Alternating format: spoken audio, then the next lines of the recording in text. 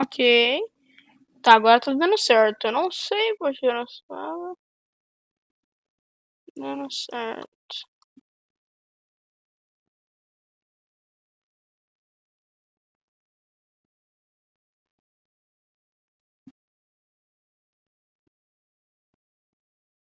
Uh. Uh. Tá. Vamos ver aqui. Vamos. Olá, olá, olá, olá, olá. Tá. Vamos ver aqui. Vamos. Olá, olá, olá, olá, olá. Tá. Vamos ver aqui. Vamos. Olá, olá, olá, olá, olá. Tá.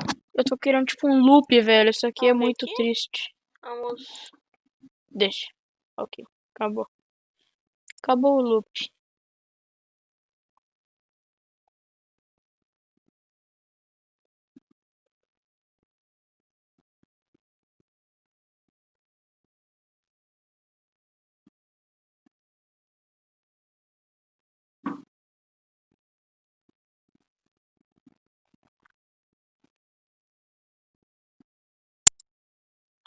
Essa é a minha câmera. Minha câmera. Minha câmera está aqui, certo? Ok. Ok, ok. Camera. Sources. Camera. Tá. Vamos vir aqui. Cena, certo?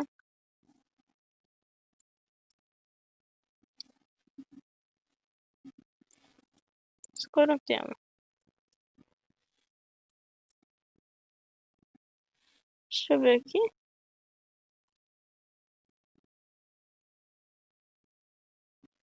Vamos testar.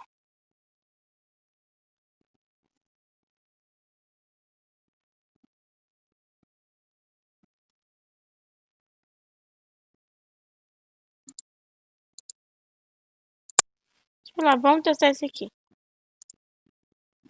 Como que usa?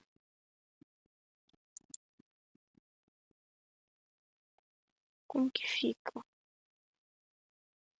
Fica ruim, eu só apago. Eu queria colocar minha câmera, entendeu? Mas não sei como. Opa, parece que deu certo. Apareceu minha câmera ali. Ah, fica legal, fica legal. Não fica ruim.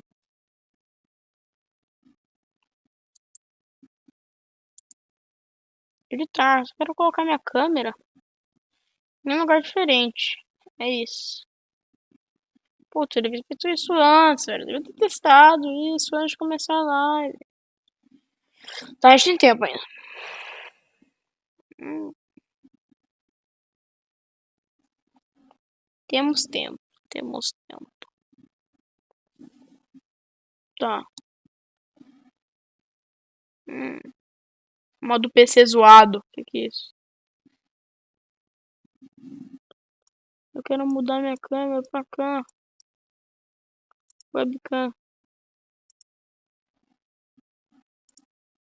Webcam. Que? Olha ali. Não.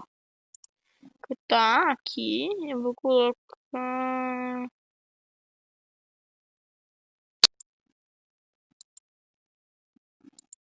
Acho que vira. Jogamos por baixo.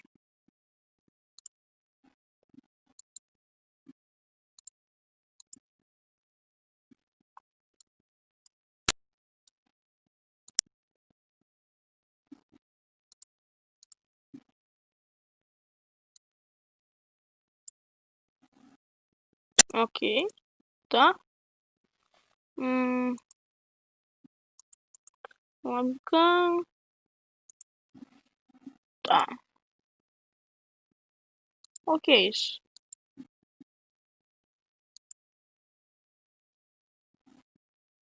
Tá ok. Eu quero mudar isso aqui. Não, deixa aí, deixa aí. Deixa aí. Tá.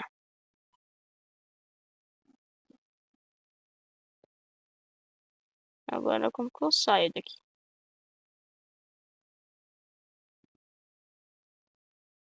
Oh, sair. Ah,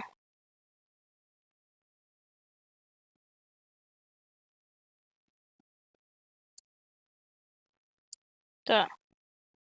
Só fechar aqui já tá certo, né? Beleza, aqui eu posso mudar minha cena, né? Tipo, aqui, ó. Pô, que legal, velho. Não é muito difícil. Agora eu sou um verdadeiro. Uau, streamer. Uau. Será que fica legal? Vamos ver. Vamos ver.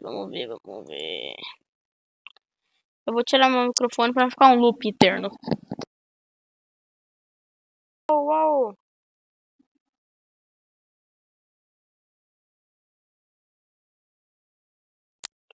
Será que fica legal? Vamos ver.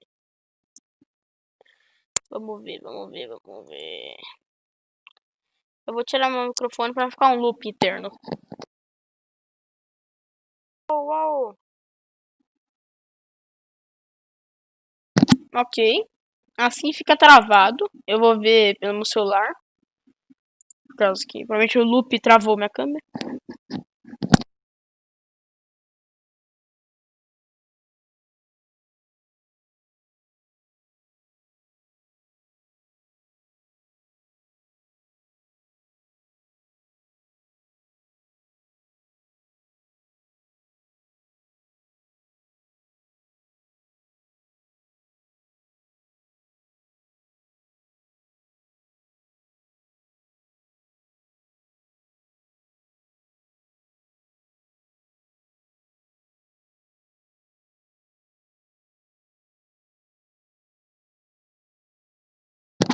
Fica bem legal, na verdade.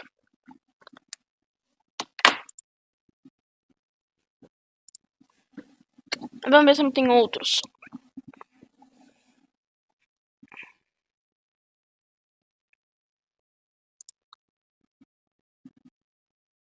Como que é esse aqui? Acho que esse aqui é mais legal, hein? Deixa eu ver. Vamos ver. Tá. Eu queria. Sei lá, esse aqui é todo já feito, né? Eu queria um mais brabo. Mas melhor que nada, né? E é umas cores bonitas, assim, né? Preto e roxo.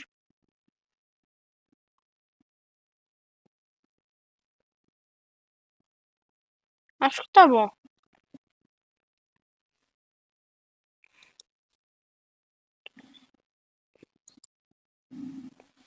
Eu vou ver aqui se eu consigo. Vou ver, deixa eu modo PC zoado. O que é esse modo avançado? O que é o modo avançado?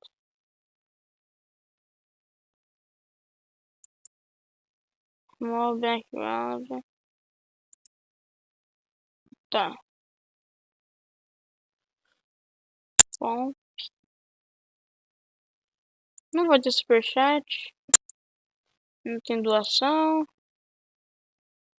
Cadê doação? Transfer aqui.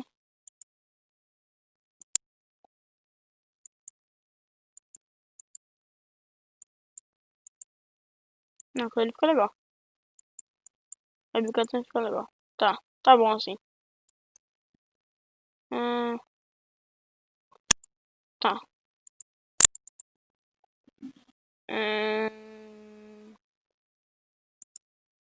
Ponto da câmera. Actualize, acho que fica legal. Não tenho certeza. Não tenho certeza o que é Antialize, mas quando eu ativo em jogo fica bonito. Então, vamos lá, né? Eu vou testar como é que ficou agora. Agora ficou bem mais legal. Aqui, vamos ver. Ficou bem legal.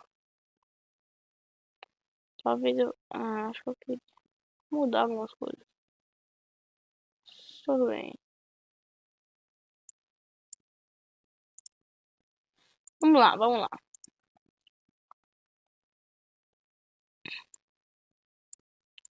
Fiquei tipo, sei lá. Isso. E um intervalo. Uou, a live vai começar daqui a pouco. Horror. Tá, vamos lá, vamos lá. Ok, acabamos de configurar aqui. Talvez fosse um negócio mais de comentário. Ah, não, mas acho que é muita várzea, né? Será que tem isso aqui? Deixa eu ver. Acho que um bate comentário seria legal. Hum.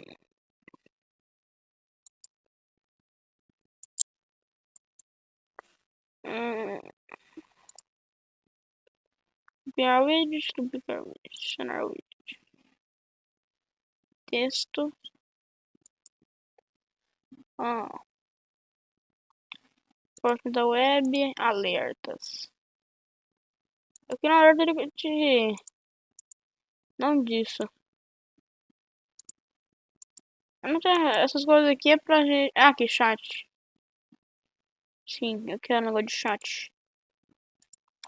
Tirar o chat. Onde que o chat vai ficar? O chat vai ficar aqui, será? Será que ficou legal? É que assim, eu quero mudar minha webcam também. A webcam eu consegui. Tá. Ah, mas ele fica em cima da barra social. Ah, tira a barra social. Pra que barra social? Tirei. Tirei. Deixa eu encaixar certinho, eu não tenho certeza. Ficou? Eu vou colocar assim que é mais fácil. Tá. Ó, fica bem ali.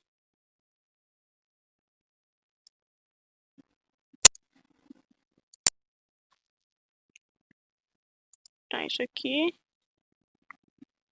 Postar aqui, certo? Sim. Tá.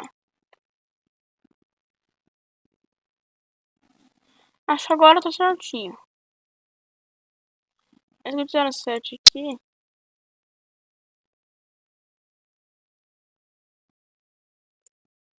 Vou deixar aqui mesmo. Esse aqui eu vou desativar também. Os que entram aqui sabem que eu sou esse cara, né? Então. Acho que isso aqui tá legal já. Uma câmera. Aí que ela tá travando, né, velho? Ah, mas tudo bem. Sei lá, eu só comprei pra online mesmo. E ela é melhor que todo mundo nessa. Ela não é tão ruim assim. Ela só é meio travada. Hum, vamos ver como ficou agora.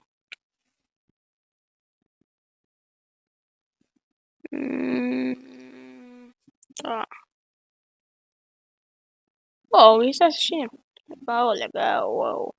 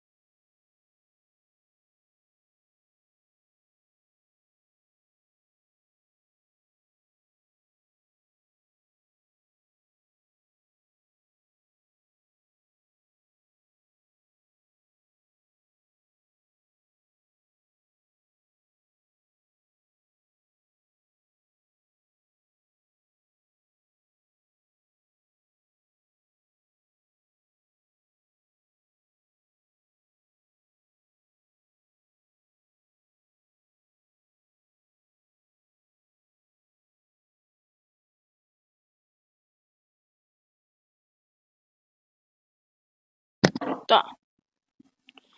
Ficou bem legal, mas eu acho que o chat tem que ser um pouquinho mais pro lado. Um pouquinho.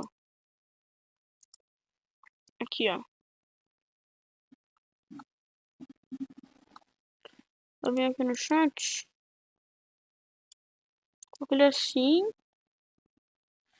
O resto tá certinho.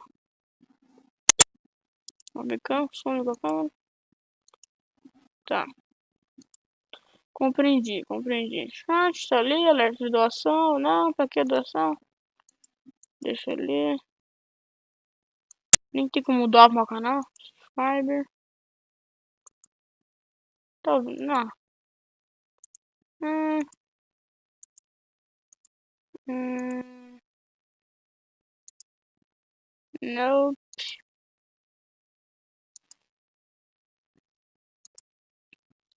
Barra social. Parece ele monominho. Mas pra quê? Não faz sentido. Aquilo ali parece o nome do YouTube só. Ai. Não faz muito sentido, né? Mas. Tudo bem. Vamos lá. Aqui, ó. Olha que legal. Eu tenho a minha conta.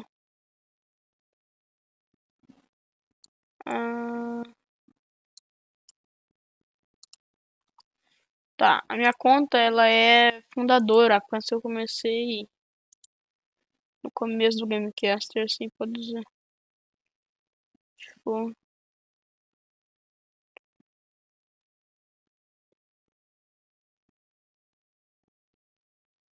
Ah! Foi de graça. Aí.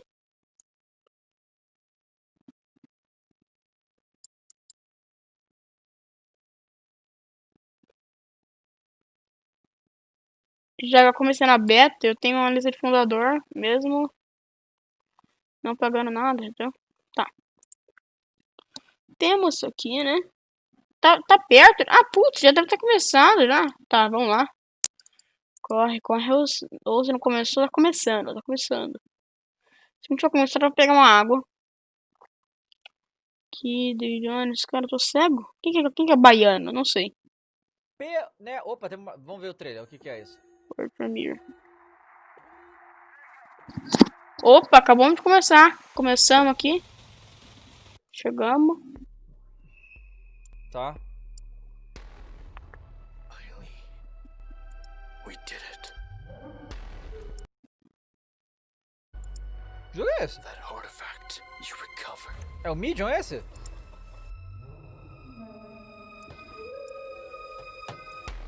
Não, não é. É outro jogo. Não é Daylight, tô falando, né? É a DLC do Doom? Não. Que jogo é esse? DLC do Doom, sim. Porque assim, eu tô achando o gráfico bem ruim, assim, né? Nesse trailer aí. We can control them now. Sei lá, um jogo. Jogo buru aí. Que jogo é esse? Use them to travel the stars.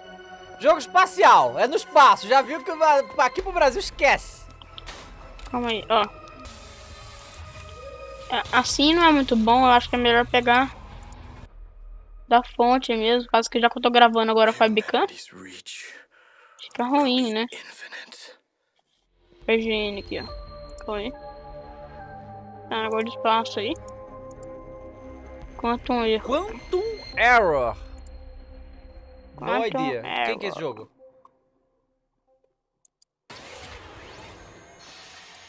We've got a lot more world exclusive. Bom, deixa ele aí, não interessa o que esse cara tá falando, não. Galera, só mais começa de em 11 quase minutos. 12 mil pessoas na live, muito obrigado. Só queria a gente chegou a 5.600 subs. 5.600 subs, que loucura. Quero agradecer aí, todo mundo tá virando sub. E se você tem Twitch Prime ou Amazon Prime, você pode virar sub sem pagar mais nada por isso. É só apertar o botão de inscrever-se que tem aí na tela de vocês, no aplicativo de vocês e tal. Tá bom? Muito obrigado a todo mundo que tá ajudando. E a gente falta menos de 100 seguidores pra gente bater 980 mil. Tamo indo aí junto, hein? Jogo de corrida louco aqui, cadê? P1 to design a car for gaming. This project was a global first and our designers let their imagination go wild. So on to our first global announcement. Perguntaram se tem legenda em português, deixa eu ver. Our first ever Team Godzilla project. Só tem essa gerada automaticamente. Deixa aí. Tá, a live do Jones tá atrasada também, então é assim. Se eu ver isso aqui vai ser melhor. pra assistir. Então eu vou ver na fonte mesmo, que fica melhor. Não, deixar automático, porque não trava. Dei like, é assim, isso aí não é o que me interessa muito. Tá. And now our second global announcement. You got us so excited with Project P1 that we are now committing to make a real-world version of this groundbreaking car. Esse era o carrinho. Enquanto isso eu vou... If I didn't have games, I guess I would just be writing a lot more. Video games and writing are absolutely my two favorite passions, and I just managed to combine them into a job. So I feel like, honestly, I probably would have finished a couple of books. If there was no game, what else would I do? I mean, I like tech, but you need to do things on the technology. And so if I can't play things, if I wasn't into gaming, yeah, it'll be a lot of TV watching. If there's out there a universe where I'm not a gamer, then I probably would start to game. I think I will try something vou to no- put some beber smile água. on the face of everyone.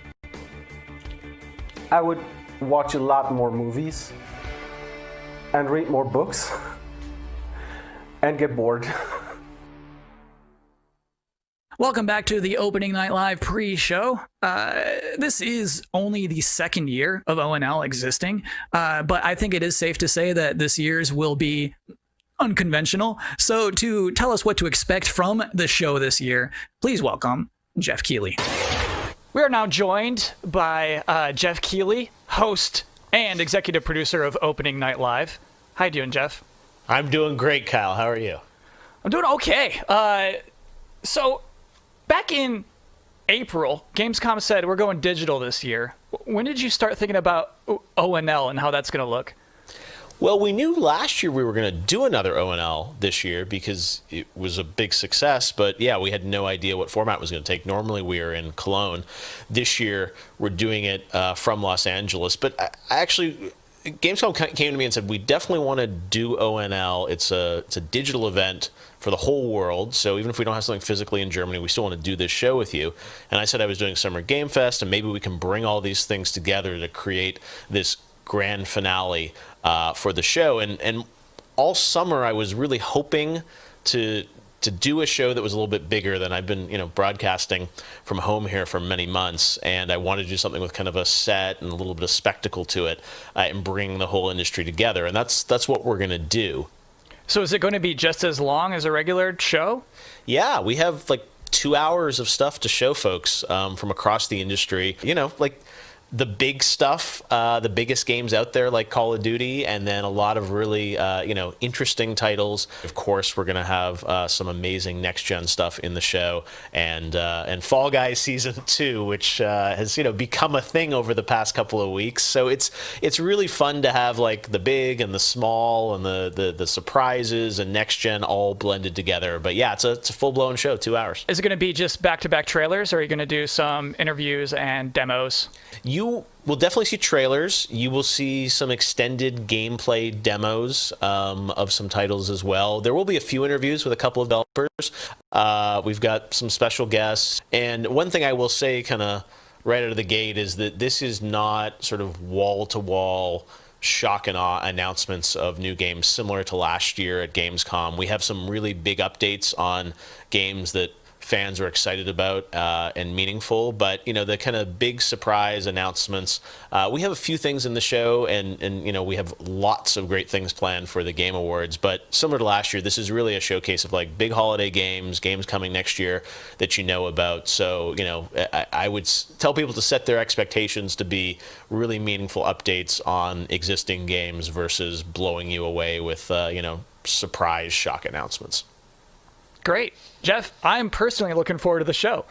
Well, me too. It's been really fun to build this, but even working with our team, it's been challenging to do things safely in the era of COVID, and it's been meant a lot to me that Gamescom has said we still want to do this show, and I think for all of us in the industry, we want that big showcase. So I'm just really excited to honestly leave home, do have a set, and you'll see we've got screens and lights, and it's if we do it right, we're going to hopefully create that magic moment that we haven't felt this summer, right? And a lot of the events this summer have been pre-taped, and they've been great and lots of cool game info, but I really wanted to do something live with a lot of energy to it. So if we do things right, that's what people are about to see.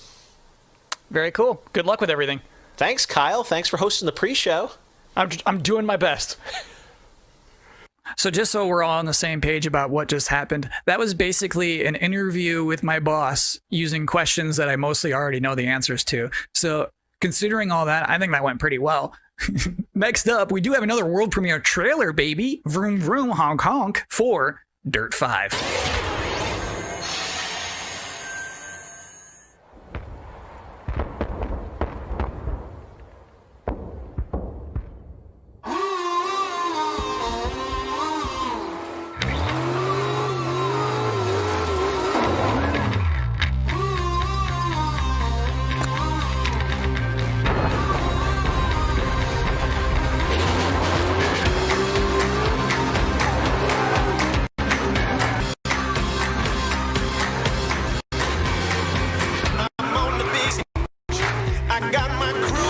Opa!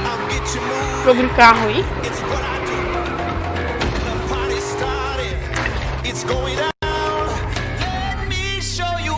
Ah tá, é só uma introdução? Ah não, é um jogo mesmo.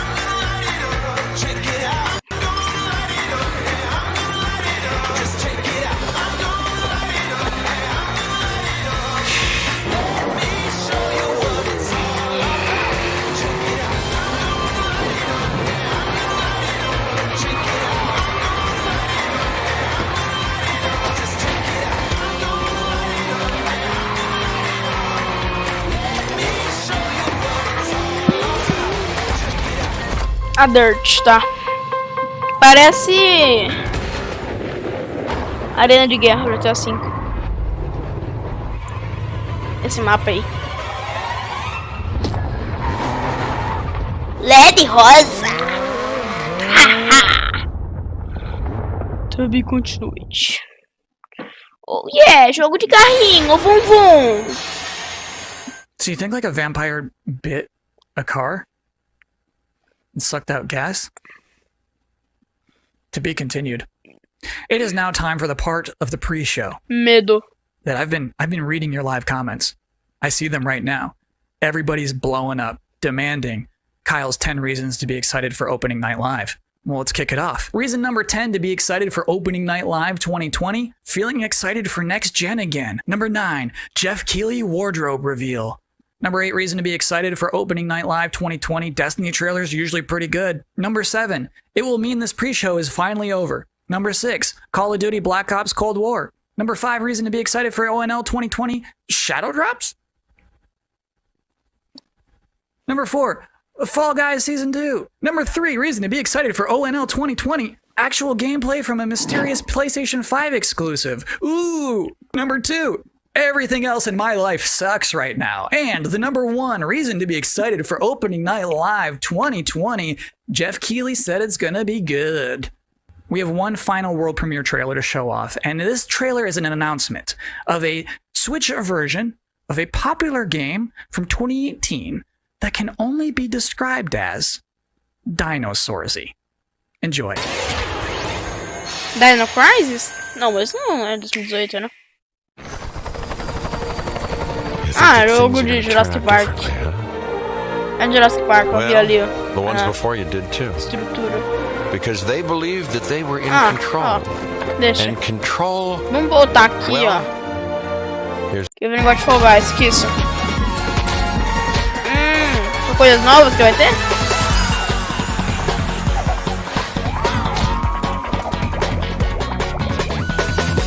Ah não, é só uma propaganda.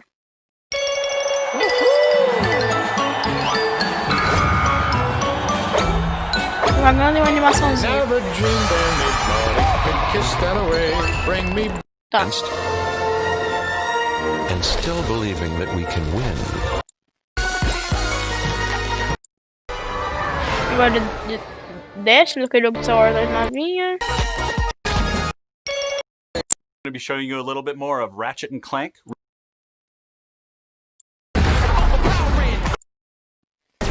Só eles avisando o que eles vão mostrar no evento que vai iniciar daqui a pouquinho, né? Predate de Anthem, mas não uma Anthem. Realme Royale?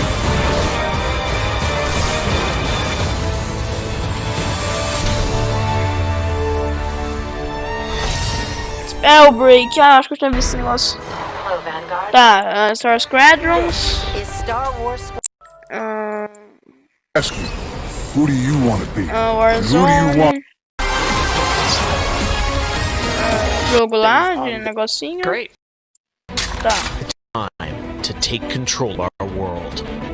When we feel out of place, disconnected, and divided. There are always repercussions. Do we have what it takes?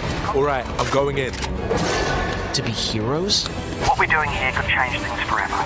Tonight, we bring the world together. You're with us now. We celebrate who we are. Tamanho do delay. It's humanity's chance to repent. And what we are. I'm with you every step of the way. The future of gaming. Welcome to Gamescom, opening night live.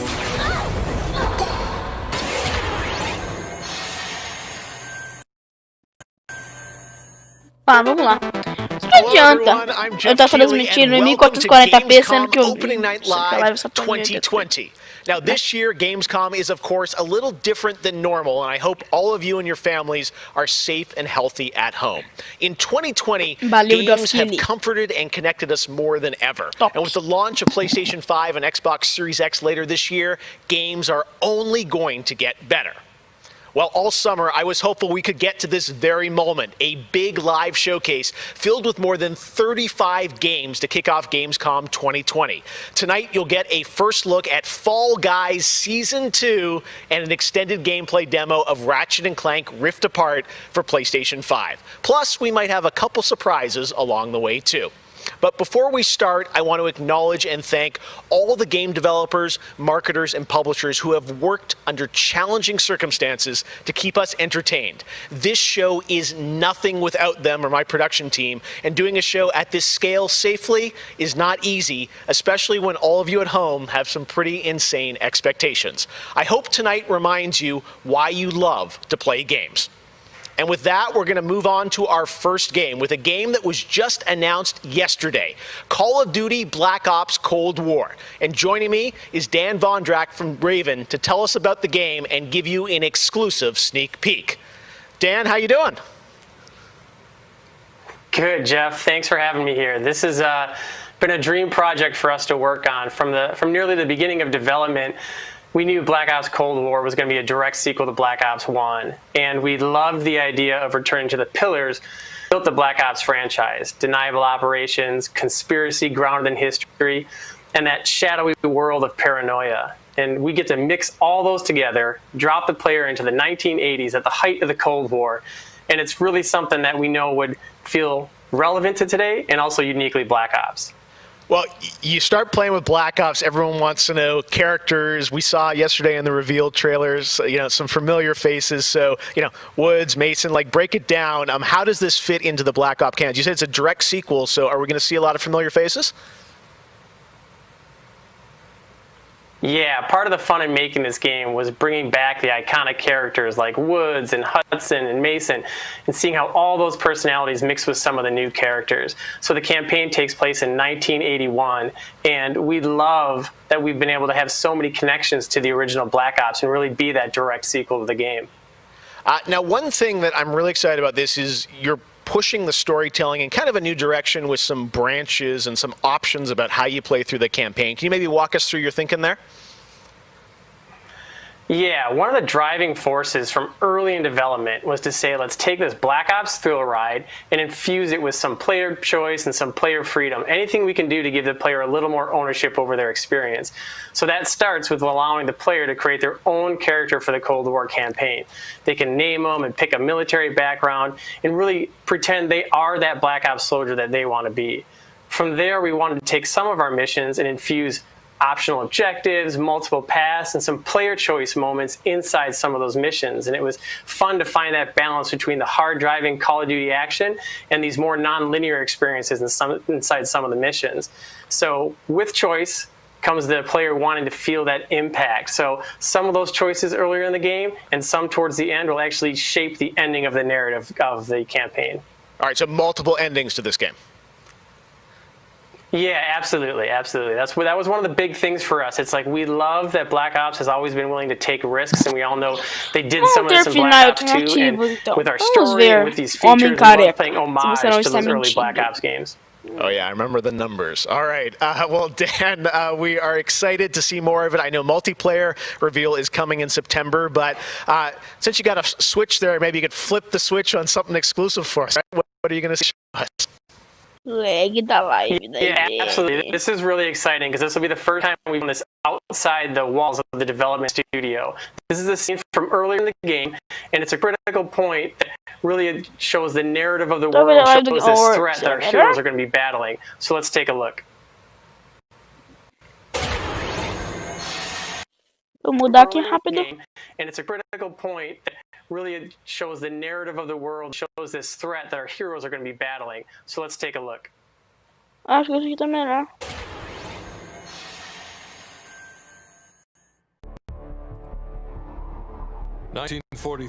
Tô travando. Detailed information from the Manhattan Aqui Project tem lag was daí. stolen from Los Alamos by the Russian Vamos ficar aqui spy mesmo. known as Perseus. 1968, the Vietnam War. Viet Cong soldiers orchestrated by Perseus attempted to steal an American-made nuclear bomb from a U.S. firebase. 5 days ago, while on a mission, we acquired intel that Perseus is in play again and planning an attack on the West. Perseus, the CIA's analysts consider him to be the single largest threat to the free world. Mr. Hudson, we're all aware of Perseus. We're also aware he's more myth than fact. I mean, personally, I think he's nothing more than the Russian boogeyman. General Haig, allow me to introduce the man best suited to respond to that. CIA clandestine special officer Russell Adler. He's one of the few people who even come close to capturing Perseus. Mr. Adler, why should we take this Perseus threat seriously? You don't have to, sir. Yeah, then a lot of innocent people are gonna die. Why do you say that? Sir. Every time Perseus has come into play, it's shifted the balance of the Cold War. After 13 years of silence, if he's active, something big is gonna happen. Something that will affect the free world.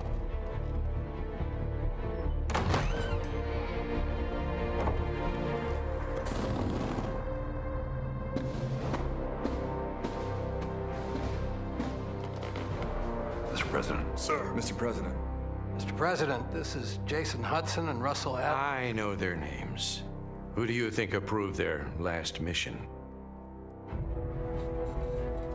Is the threat real? Yes, sir, we believe it is. Can you stop Perseus? We can, sir. I've already submitted the requisition for my team. Sir, their requests are highly irregular, most likely illegal. If the press gets a hold... What the hell are you talking about? Do you know who we are? Every mission we go on is illegal. Sergeant Woods, plausible deniability is the backbone of our work. Al, we're talking about preventing an attack on the free men and women of the world. Give Mr. Adler whatever he wants. Gentlemen, you've been given an important task. Protecting our very way of life from a great evil. There is no higher duty. There is no higher honor. And while few people will know of your struggles, rest assured, the entire free world will benefit. Oh yeah! I know you won't fail us. Call of Duty cutscenes, escute.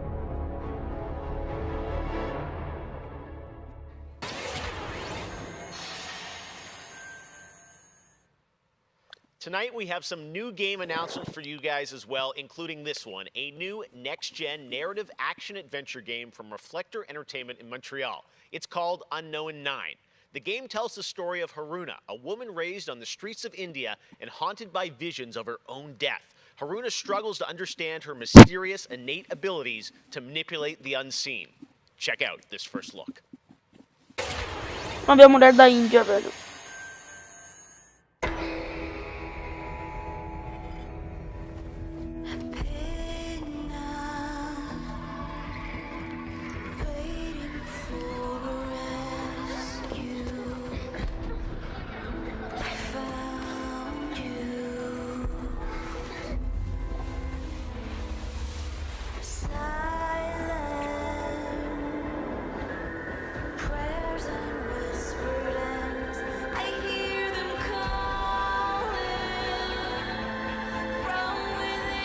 Tô entendendo nada, velho. A indiana que tá parado, hein?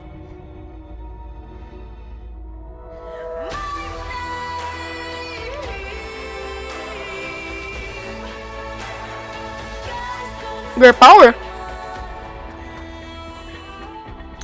Só zoeirinha, pessoal. Zoeirinha. Mas legal.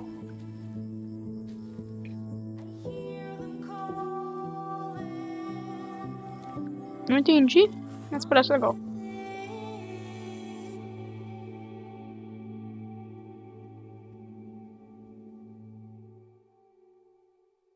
Pelo menos tem Bug Island. Olha, aquele jogo lá que apareceu no evento da Sony e da Xbox. Let's get to the gameplay. One of this year's biggest games has been Doom Eternal. Yeah. Tonight we've got an exclusive first look at the campaign expansion called The Ancient Gods Part 1. Check this out. Vamos ver se parece legal. Que é a DLC do Doom lá. Doom School. Doom Eternal. Os meses atrás que ela lançou em março, eu acho. Mas aí quando lançou.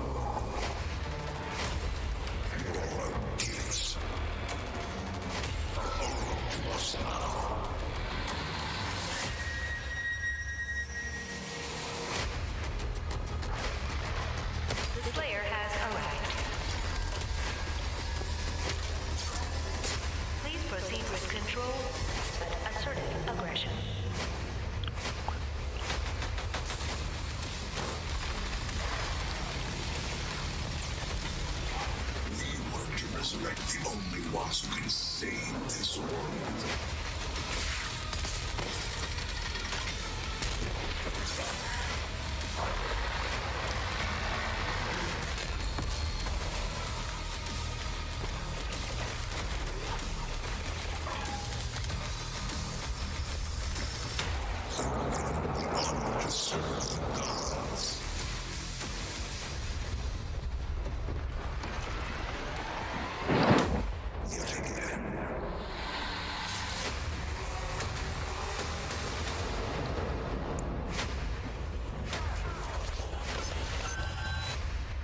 Opa! 20/10, tá, então...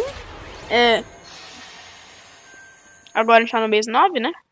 2020 marks the 25th anniversary of a legendary game studio, BioWare. Tonight, Casey Hudson and the team wanted to give everyone around the world a little taste of what's next. Casey, over to you. Hey Jeff, it's great to see you again. You know, 6 years ago, we were on the stage with you at the 2014 Game Awards, accepting the Game of the Year for Dragon Age Inquisition. And since then, we've been imagining new ways to use next-generation technology to bring the world and characters of Dragon Age to life. We're still in early production. Indiano da EA. Very first look at how BioWare's passionate team of developers are crafting this very special game.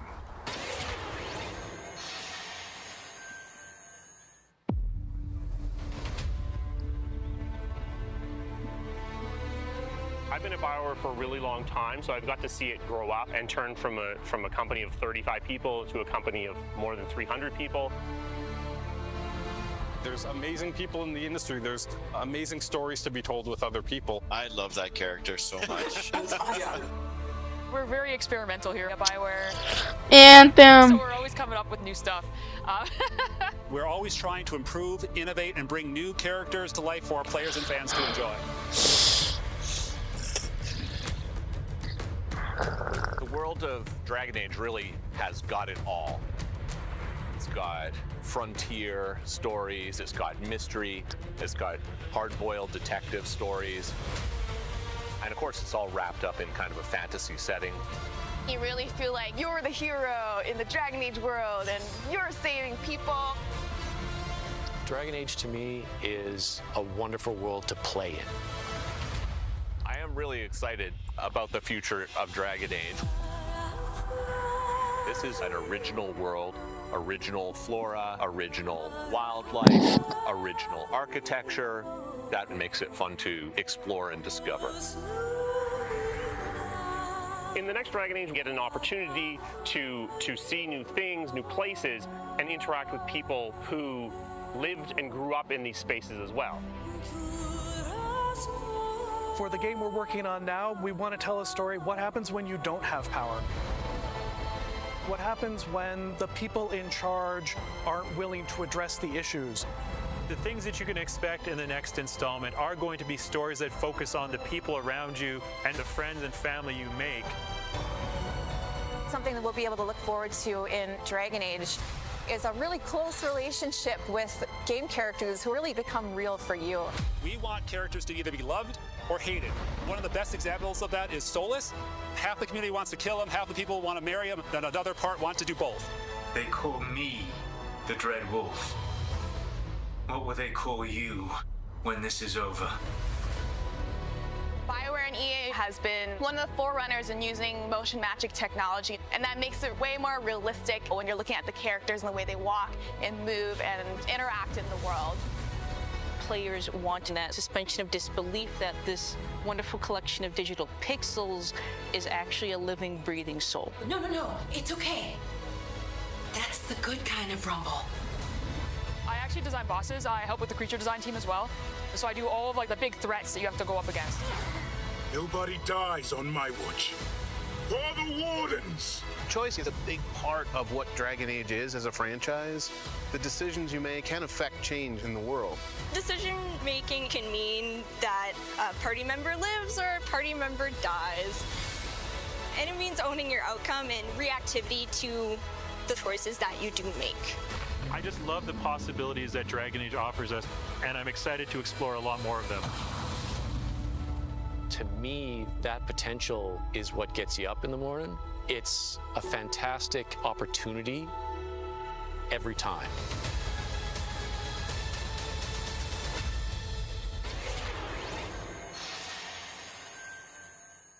Next up, it's time for something special.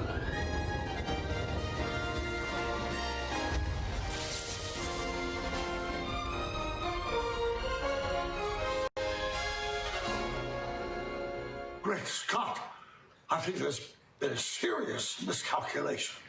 Wow, wait, you're, what's his name? Back to the Future? I'm Emmanuel Brown, doctor of physics, not of medicine, and certainly not that quack from Rick and Morty.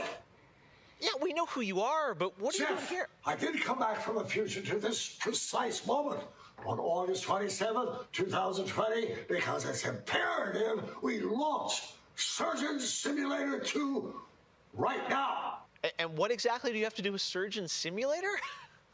During the mid-20th century, some friends of mine from Bernardshire University invented a state-of-the-art medical training facility, otherwise known as the Surgeon Simulator Training Program. Now, 70 years later, we've digitized the experience.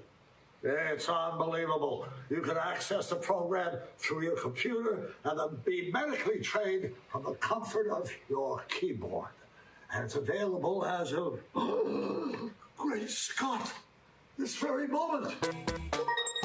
Tonight, I want to world premiere a few examples of some of the incredibly successful test subjects who have already completed the course. So you're saying a world premiere will save our future? Only time will tell. And speaking of time, I'm off to another world premiere, Avengers 26, The Return of the Son of Thanos, opening 2077. And with that, I leave the fate of the human race in your hands.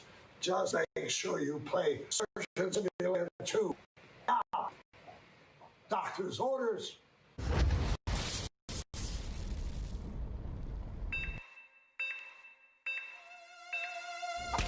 Put the arm, that's on his head! No! Gonna give him a little pat on the head. Where does this part go? Wait, there, we got it. He looks good as new. Now grab the good arm and bring it in here. We're dying. He's dying. Oh, no, that's not right. My finger slipped. He gets the right. Jesus Christ! What a bad! Oh, it just He's fine. He's perfect. We saved him.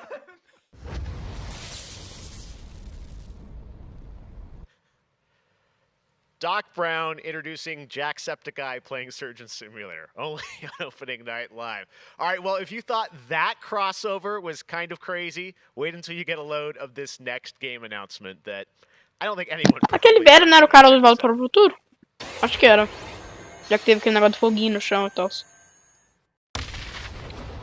Opa! Tá. Tem um Moai ali.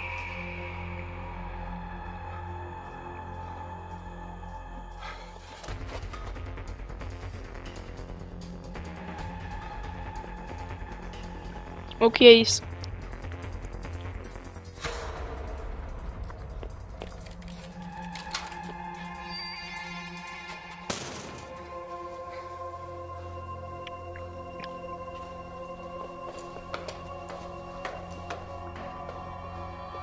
Eu quero data definitiva da Night 2, velho. É isso que eu quero.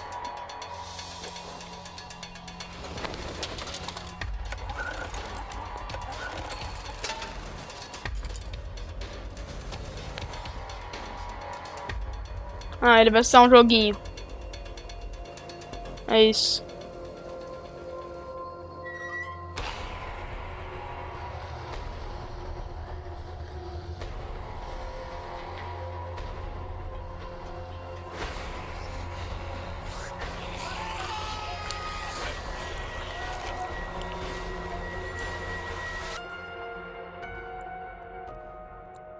Não.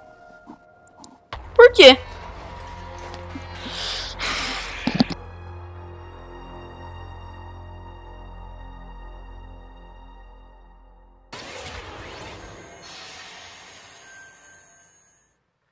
Tonight is just the start of Gamescom 2020. Over the next 3 days, there are more streams from IGN and Webedia with in-depth looks at games, a digital cosplay contest, and some special new shows just for Gamescom. Your portal for all things Gamescom this year is Gamescom Now, which you can check out at gamescom.global.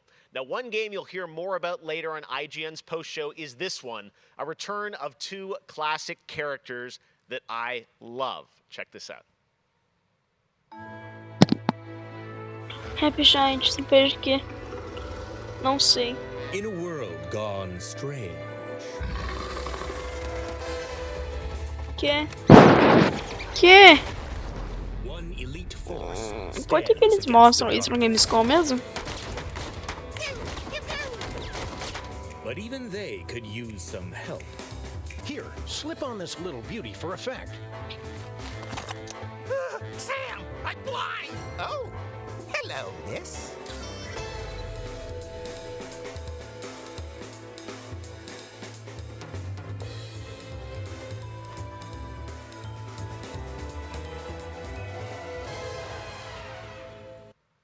The return of Sam and Max. Yes. All right. And now it's time to say hello to my wonderful co-host for ONL from IGN. Please say hello to Sydney Goodman. Thank you, Jeff. What's up, everyone? I'm Sydney Goodman, and I am thrilled to be here. Gamescom is always such a fun event, and throughout the show tonight, I'll be telling you about all the different ways that IGN is involved in this year's festivities. But first, I have an award to announce. The winner of Best Nintendo Switch Game is Little Nightmares 2. Huge congratulations. Vai ser legal. Like I said, IGN is going to be here for all of Gamescom with great shows such as Gamescom Studio, where you can find me and my co-hosts for all day long games content, interviews, dev talks, and more. Plus, we have Gamescom Awesome Indies, the show with and for indie developers. That premieres Saturday, August 29th. Vamos mostrar jogo que ninguém liga? Não mostra, é isso. Tune in for more announcements and special guests.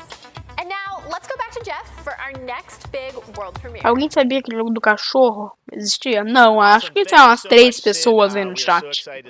Né? Eles não resolvem o lag. Awesome Indies, and I'm going to be on the Daily Show tomorrow, so looking forward to that. All right, well, on to our next game. In the next World of Warcraft expansion, players will journey beyond the mortal world of Azeroth to a place where no living soul has set foot before. The Shadowlands, the afterlife of an entire Warcraft universe. The infinite realms of the Shadowlands are watched over by different factions, known as covenants, each holding dominion over a different aspect of the afterlife.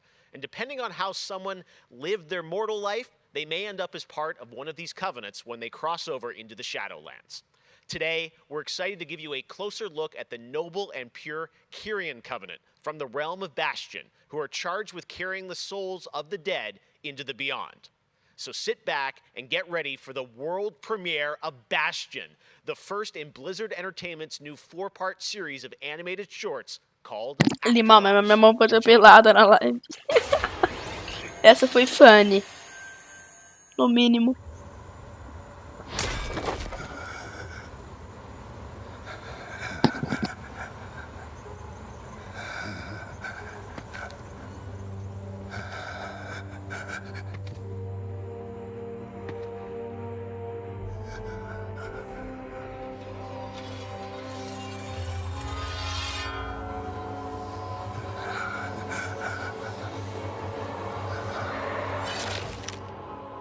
Light, save my soul.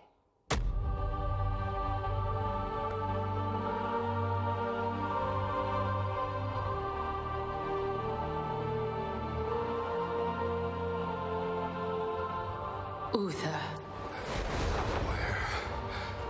Where am I? Welcome to Bastion. You led a truly selfless life, and for that, you have been chosen. Chosen?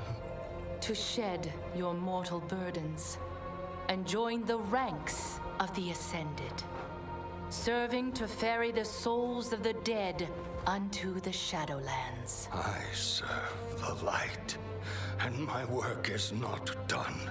There is an evil that must be... There is no evil here. The darkness was sealed within the Maw long ago. You're wrong. He destroyed my home, murdered my people and my king. He must be punished. You are an aspirant now. You must accept your new purpose and purge yourself of this desire for vengeance. What I desire is justice. Devos, why are you training this soul?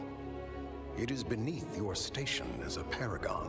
He cannot let go. He continues to demand retribution for his death. And this concerns you?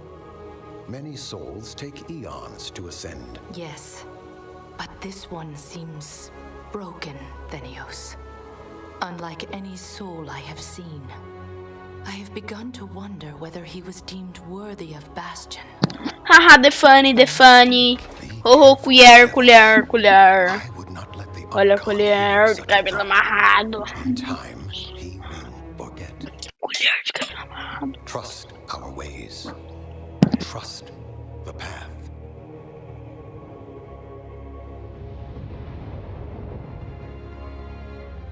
Devos, how long must we train? Until you are ready to ascend. And what is keeping me from ascension? Nothing but the memory of your mortal life. How can I forget when I can still feel his blade? Your soul is wounded? Who did this to you? He was my student. He betrayed us all. Show me.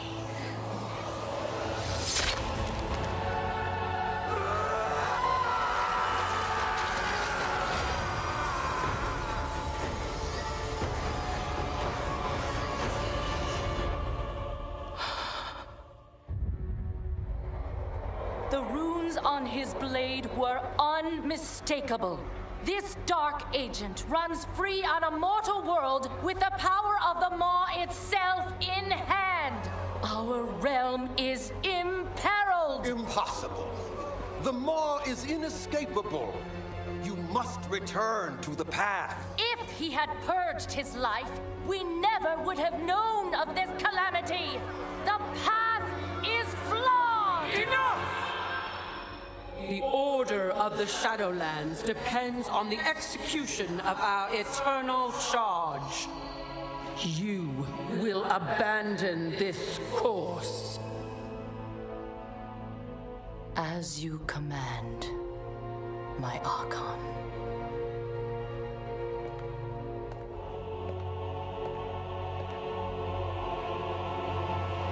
Uther, the time of your ascension has come.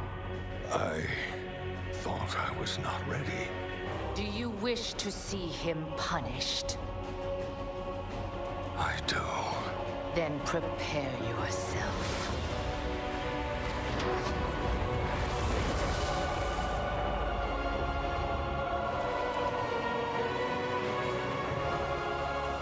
The moment he falls, we will claim him.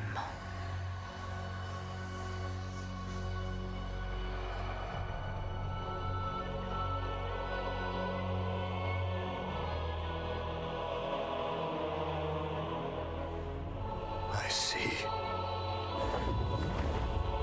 Only darkness before me.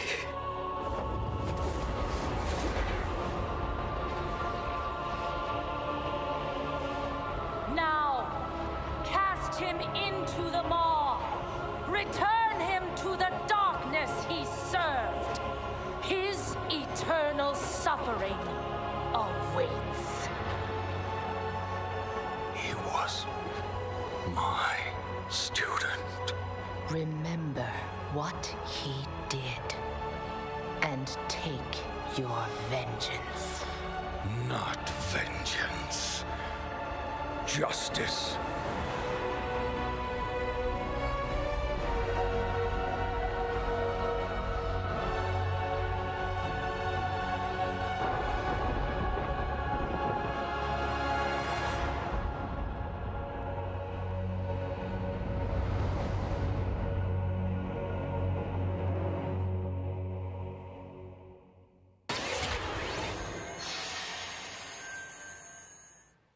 All right, hope you guys enjoyed that exclusive look at Bastion. Now, we know many of you can't wait to experience Shadowlands, and our friends at Blizzard want you to know the wait is almost over.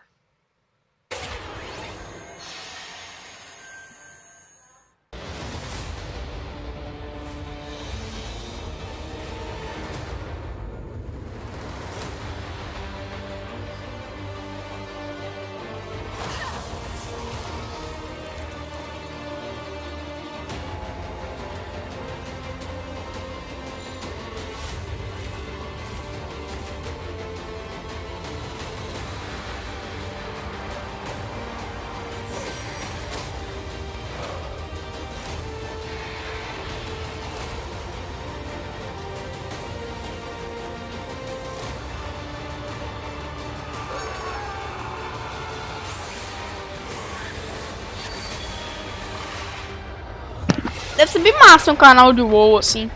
Parece que pode renascer que fez tipo um gank, assim, em alguma cidade. Tipo o que o Nazoka fez uma vez. Ele juntou um monte de fresh. Um monte de gente. Tipo, ele juntou um monte de gente que tava na live dele e invadiu uma cidade lá. October 27th, it is official, and we have so much more opening night live still to go for you. Ratchet & Clank, PlayStation 5, much more. Stay tuned. All right, but now it's time for the announcement of a new universe that is coming to gaming for the first time with a project from a Canadian studio. Check this out.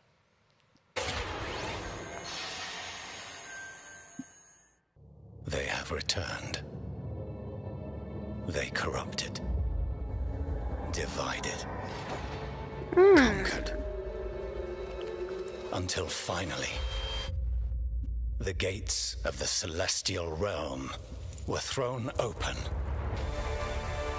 Our last remaining hope, the Stormcast Eternals. Vengeance made manifest. Sei lá, uns bichos aí. Que não é Demon Souls, né? Não, não é.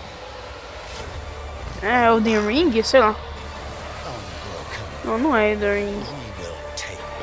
Que jogo é esse? Ah, Warhammer. Warhammer, tarará. Tarará. Entendi.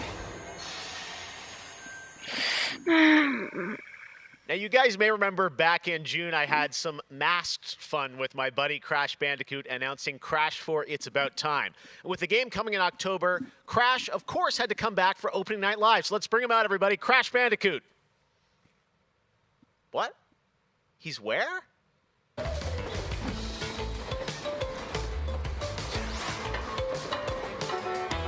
Isso foi funny. Eu concordo. Quem vai ter ele pegou na mão do cara?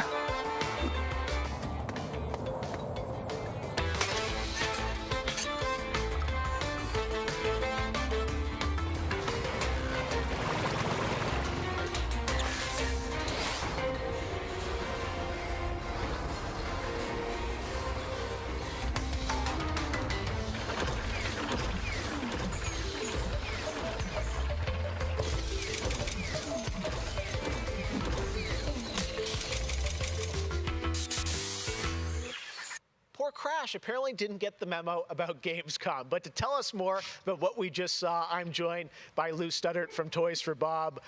Lou, what did we see there with Crash and the Gamescom bot? Esse foi funny. Esse eu gostei. I saw him wandering around Cologne, but what he was hinting at was kind of our reveal of what we call flashback tapes, which are a brand new style of level that we are announcing here today. Okay, so how do these flashback levels kind of play into the overall Crash 4 narrative? Yeah, so the way that the flashback tape levels work is that they are kind of a peek back in time to the 90s when Neo Cortex was actually testing on Crash and Coco before the events of Crash Bandicoot 1. And they're kind of these devious puzzle rooms that we've made, and they're really hard, and they're really awesome, and they're super creative, and we can't wait to get people's hands on them. Yeah, no, I got to play a demo of this a few weeks ago, and that was a challenge, so I can't imagine how nefarious these are. How are they going to be sort of integrated into the game? Are they optional, like offshoot stuff, or how do you get to them? Sure. So players actually have to collect the flashback tapes in the levels themselves. They're an object that they can pick up, and to actually pick them up, they have to reach them in the level without dying. It's kind of our homage to the death routes from the original trilogy. So players have to reach these objects in the level, pick them up, and then once they get them, they'll get access to these unique levels. So beyond the pure challenge, what other fun? How are these fun for players to kind of experience, and what do they get to do in them? Sure. So one of the things that we did was we actually used these as, like I said, puzzle rooms, really kind of fun, nefarious, devious ways for Crash to really express that pure platforming kind of aspect of gameplay that we know and love about the franchise. But then narratively for us, it was really cool to layer in kind of a unique perspective to the franchise. This is the moment when Cortex is really excited about the prospect of Crash being on his team, because Crash was originally created by Cortex, and so this is a weird point in time that's never really been explored in the games before. Awesome. All right, well, Crash 4, It's About Time looks phenomenal, Lou. We cannot wait to check it out in October. Thanks for joining us. Yeah, thanks for having me. Awesome. All right, well, we will be right back after this for more Gamescom Opening Night Live.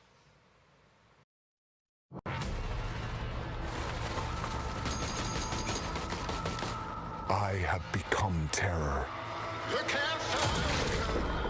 The unseen predator.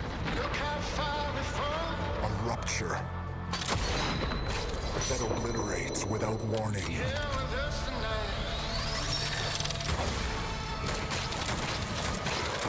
Alone, the hordes of Enoch will fall before me. But together, this entire planet will fear us. The anomaly alters us, each in our own ways, yet we are drawn down the same road, into the dark heart of creation. 'Cause I feel the way you feel. We will find the source, whatever it holds, whatever it takes.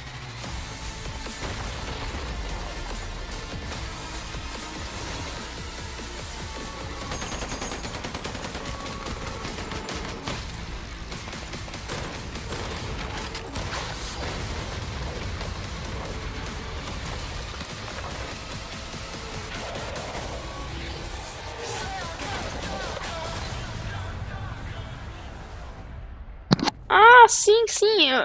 Eu lembro que fez um trailer desse jogo. A propaganda da Red Bull. A Trials parece legal. E vai fazendo junto com novos consoles, né? Já que é Holiday 2020.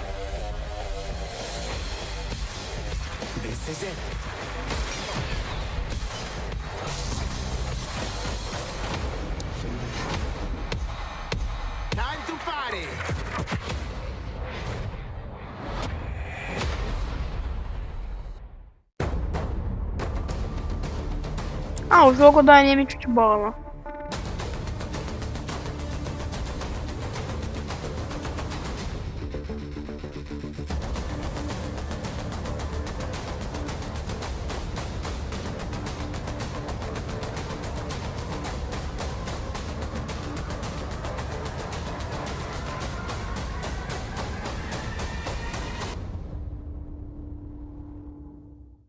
Welcome to Necromunda. I can see you're new here. Let me get you up to speed. The Underhive's named well. A sprawl of humanity suffering away like ants. Deep underground where we ain't causing trouble. É aquele novo jogo da Warhammer lá que é futurista?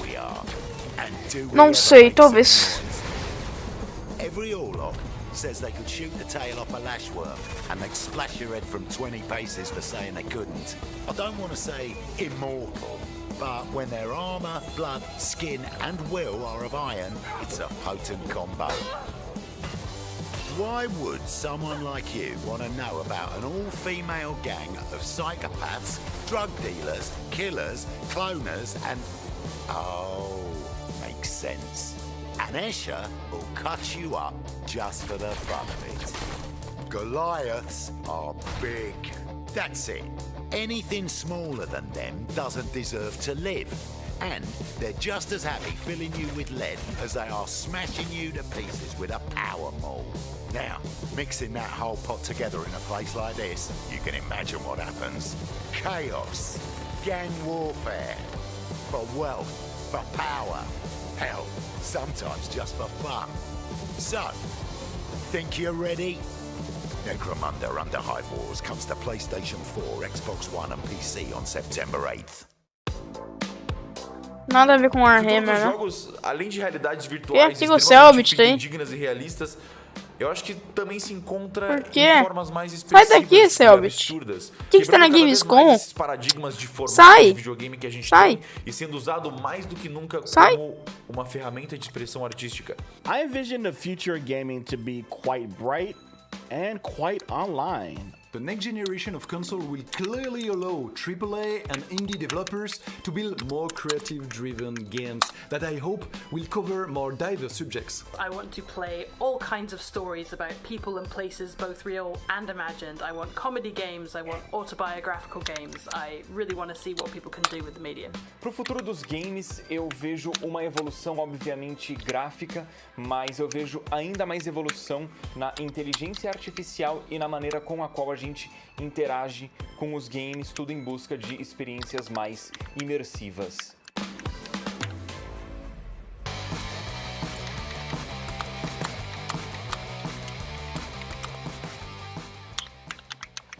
You know, one of the things I love about opening night is that we can show you the biggest games in the industry and also smaller titles that should be on your radar. So pay attention to this next game. It comes from a team of two in Sweden, Tuxedo Labs. Over the past 3 years, developer Dennis Gustafsson has built his own game engine to realize his vision for a fully destructible game world. What he's building has absolutely blown me away, so I asked Dennis to prepare a special trailer just for tonight. I hope you're equally inspired by the ideas in this next game. Definitely one to watch. Teardown.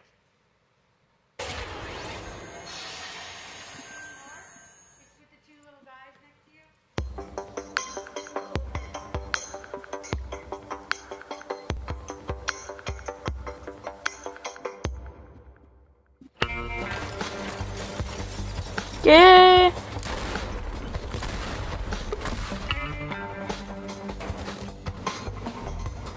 Buru.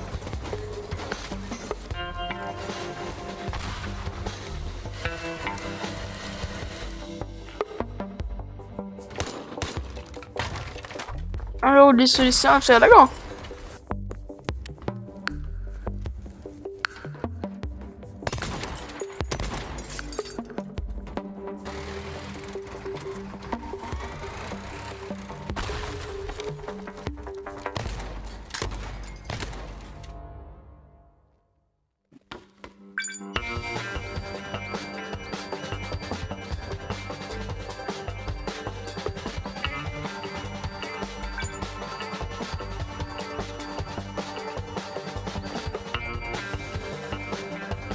Não compreendo isso, velho.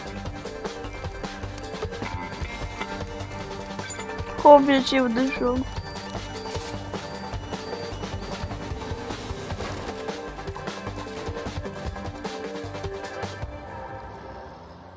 Deixa eu destruir as coisas.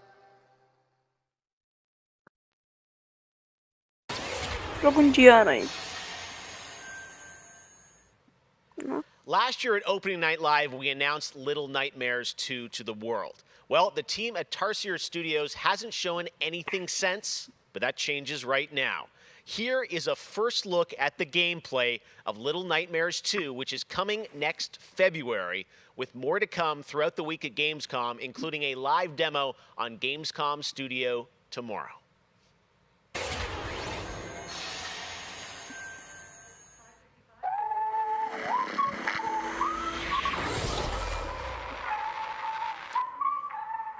Nice. All right, thank you.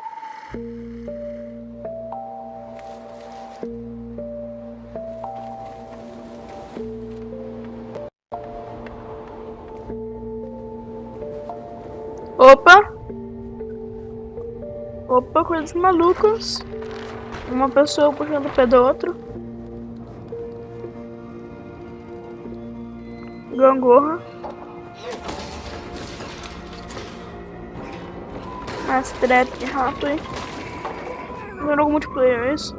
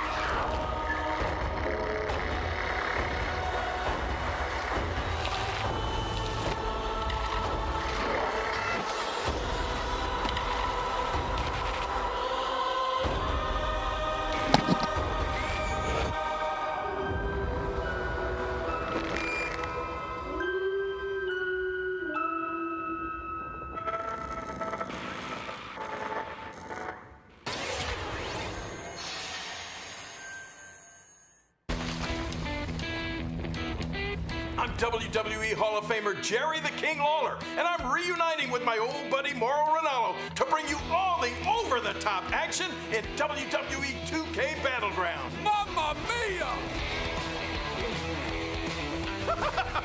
This is great!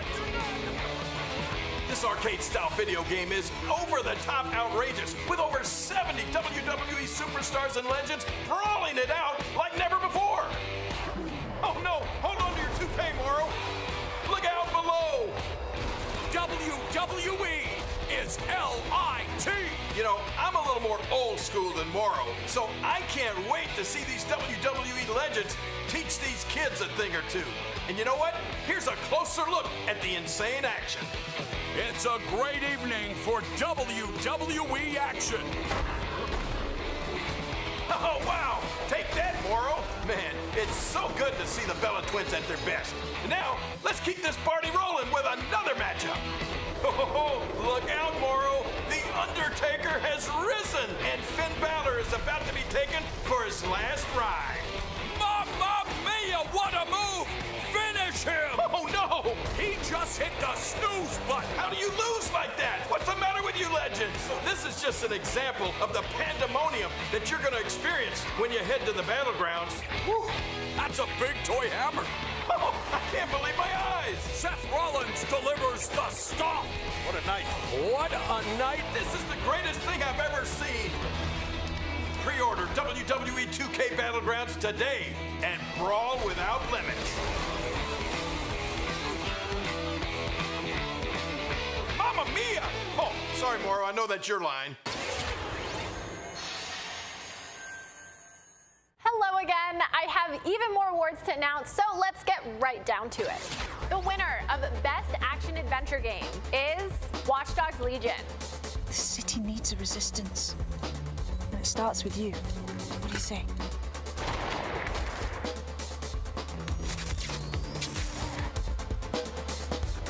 Oi, tava só vendo uma parada aqui, mas eu vi o trailer aí. O trailer daquele joguinho de luta lá. NBA alguma coisa. E o Little Nightmares 2.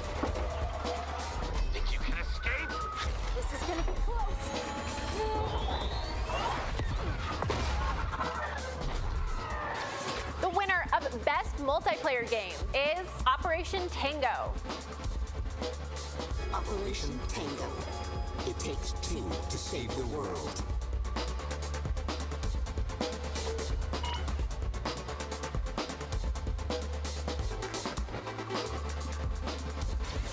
I used to be an explorer. The winner of Best Indie Game is Curious Expedition 2.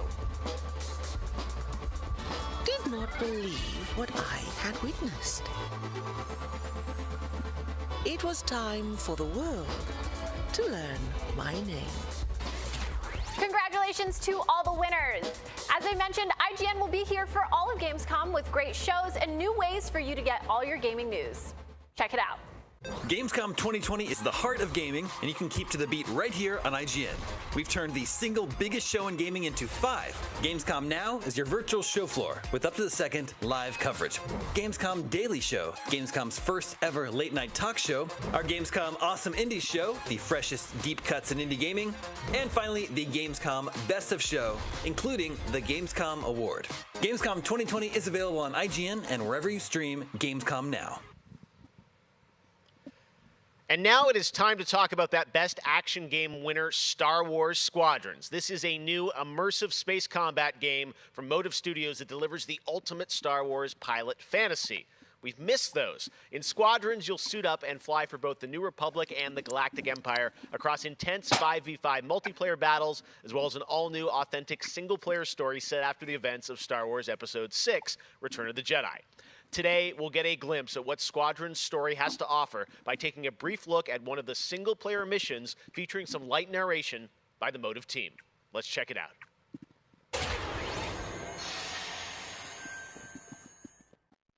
We all choose our path, light or dark, freedom or destruction. The Empire chose to destroy Alderaan in order to spread fear and douse the fires of rebellion. But the heroic pilots of the Rebel Alliance have chosen to keep fighting, to show the Empire that we are not afraid. It was their bravery that ended Palpatine's reign and brought about our new Republic. However, the Empire lives on, shattered though it may be. As I speak, Imperial forces are edging toward the Bormia sector, hoping to end our new Republic before we find our footing. As their empire collapses, they try to tighten their grip. But the galaxy is changing, and you can be a part of it. With the help of brave and daring pilots, this war can end. Make a choice. Fly with the New Republic. Change our galaxy for the better. Hi, I'm Suzanne Hunka, narrative producer on Star Wars Squadrons. Our single-player story is one of daring pilots and deep-seated rivalries. Take Titan Squadron. Hunt down this Starhawk and eliminate it. Gladly, Admiral Sloan. Over the course of the story, you'll fly as 2 pilots on opposite sides of the war. And, like all modes in Star Wars Squadrons, you'll have the option to experience every mission fully immersed in VR. Wedge Antilles, Rogue Squadron. I hear you're the reason I was able to finally get a comm through. Today, we're giving you a glimpse of an early Imperial mission behind enemy lines. One of our spies, Agent Thorne, has discovered vital intelligence on Project Starhawk. Your mission is to extract her from an orbital outpost above Hosnian Prime. Behind enemy lines, you'll have to eliminate perimeter defenses. The outpost is defenseless. When you've secured the area, you will escort the Gladiators to the outpost, and our extraction team will acquire Agent Thorn. Once Thorn is secure, reach your Gozanti cruisers and return to the Overseer. Cover our escape and escort us to the jump point. We have Republic corvettes inbound. Move, Titan! Ladies, change course and keep Agent Thorn safe. Titan 3, take out those fighters. Understood. I'll handle it. You have my thanks, Titan Squadron. No time to celebrate. Move on.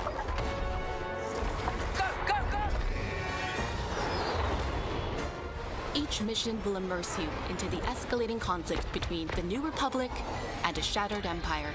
Debrief with your squad mates between missions. You're our new wingmate. Customize and master all 8 starfighters and join the galaxy's finest. I need you focused and ready to go. From bombing runs at the Nadiri dockyards to setting a trap in the Xavian abyss, the story of these rival squadrons will push the war to the brink and define the galaxy for years to come. I look forward to seeing you in combat October 2nd.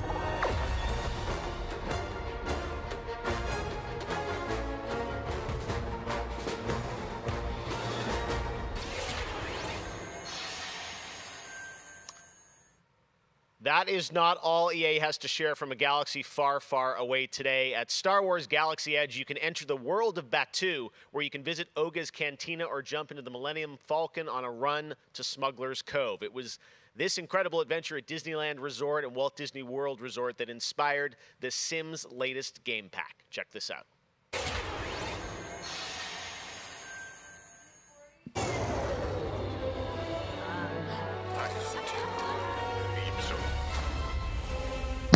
Calma.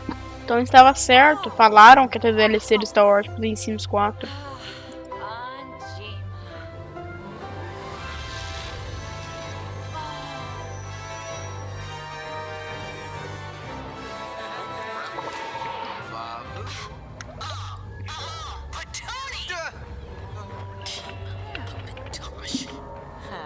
One genie.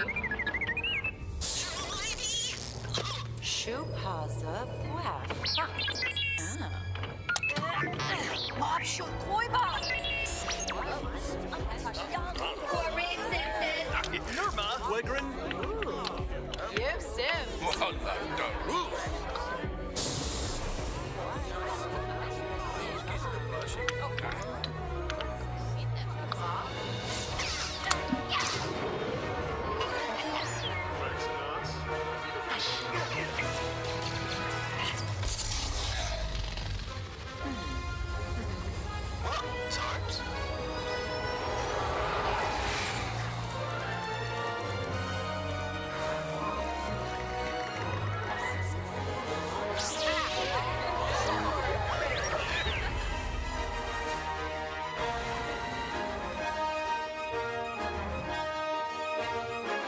Por quê?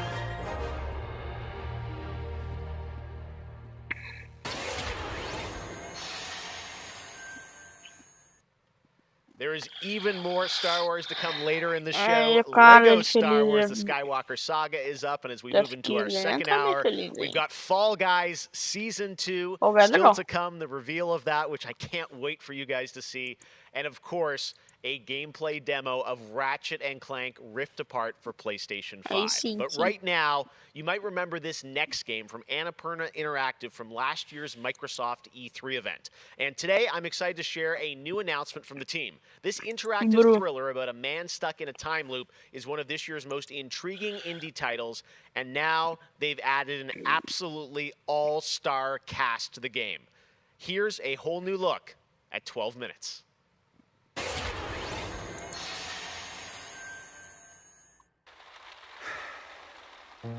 All right, close your eyes. I want you to think of a flower.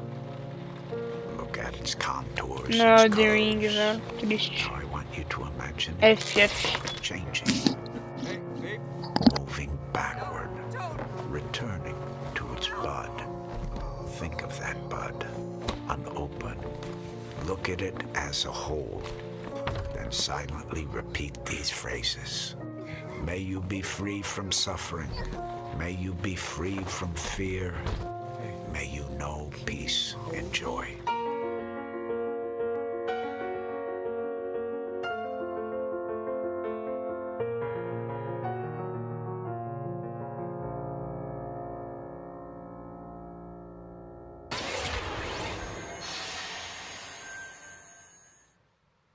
That's going to be a really special indie game. So glad to announce that here on the show. Now, last year at the Game Awards, we announced Godfall, a new looter shooter coming to PlayStation 5 and PC for Counterplay. Tonight, we've got a quick sneak peek of one of the new Valor plates with more footage coming as part of Gamescom 2020. Check this out. Vamos lá, Godfall parece legal. É uma coisa boa, né? Ah, lag, animal. Lag, tá travando na live stream.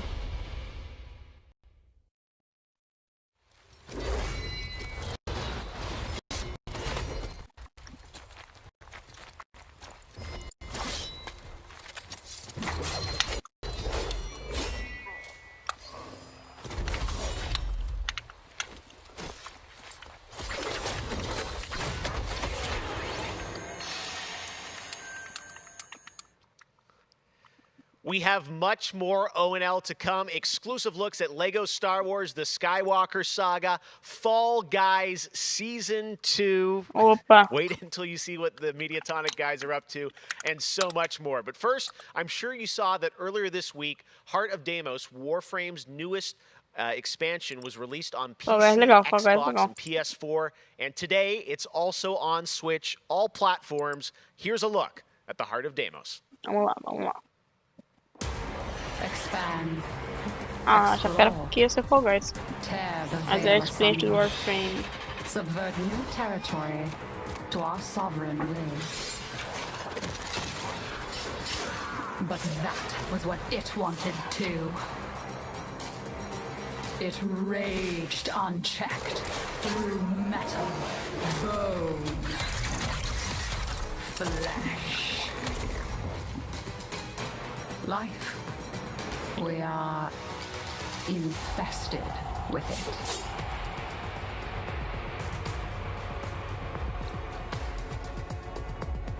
What? Visitors?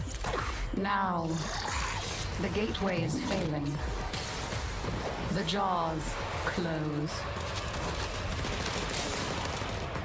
The final heartbeat approaches.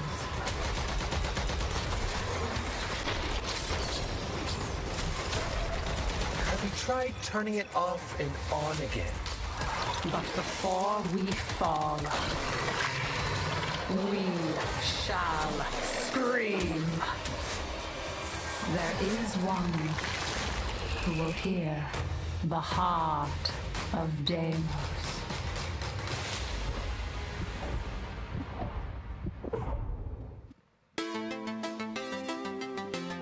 So many people have been discovering or rediscovering McDonald's, whether it be older people or bored teenagers or middle-aged parents who suddenly find they have to do something together with their kids.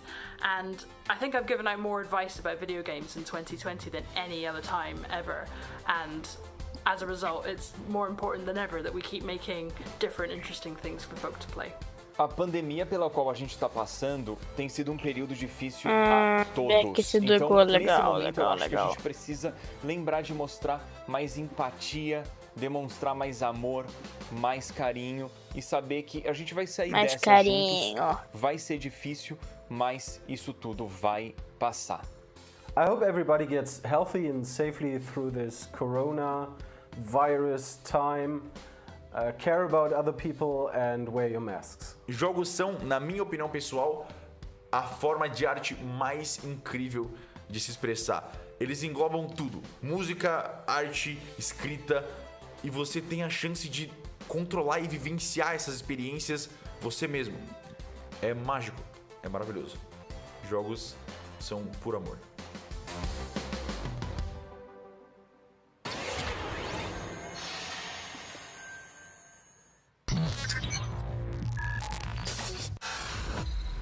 Modos, estúdios. Brasil, tá escrito Brasil. Então é Brasil, né? Ah, uns raposos aí. Que... Watch you stepping, them snakes all around, you know they connected. When I was a kid, my grandmama told me I can't go to heaven, so I stopped praying and asking for blessings and started preparing for my Armageddon. Got nothing to lose, I'm all in. Walking the edge, don't fall in. Enough of the lies, don't apologize. I don't understand, are you foreign? This is the place. Caramba, mandou 400. Ruff. O que é Ruff?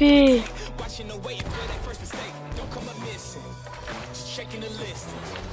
I'm always aware of your current position. I just hold up to the perfect condition. Coming alive. É da Hungria?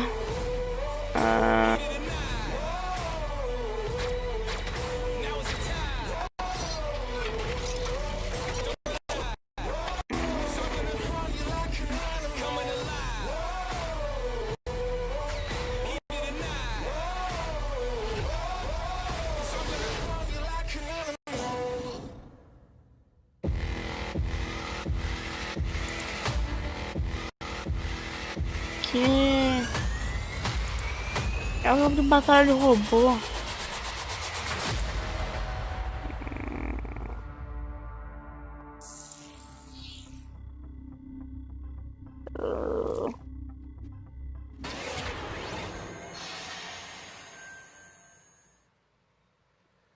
All right, guys, we're back officially into hour 2. We've got an hour more of great stuff to show you. Destiny 2 Beyond Light Stasis. You're going to see a brand new look at that. Fall Guys Season 2 and Ratchet & Clank for PlayStation 5 and so much more across the next hour. Opening Night Live continues, and it just is the start of Gamescom 2020.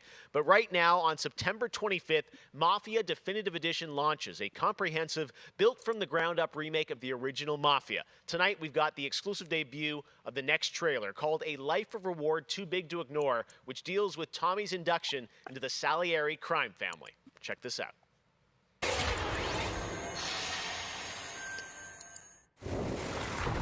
All these guys in this room, they're here because they have the only thing that matters to me. The only thing that should matter to any of us. Fazendo live? You know what that is, Tommy? The Gamescom? They're loyal. That's right.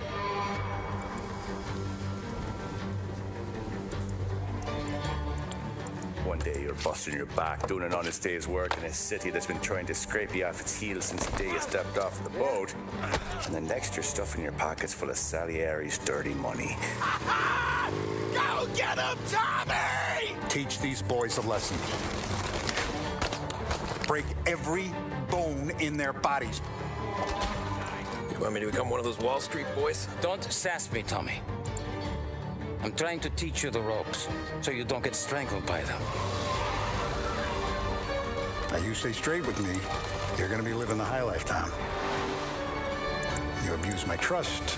Don Salieri, you won't ever need to worry about me. Okay, then. Welcome to the family.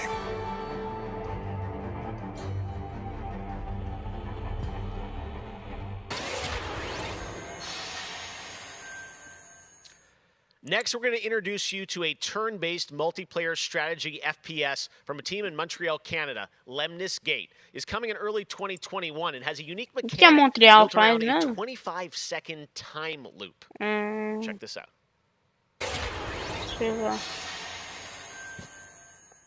Não sei o que é Montreal faz. TF2 Heavy Update. Brabo isso aí. Verdade.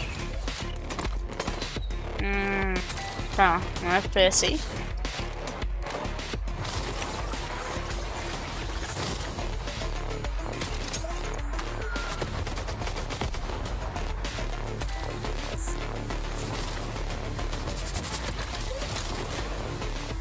Talvez seja divertido.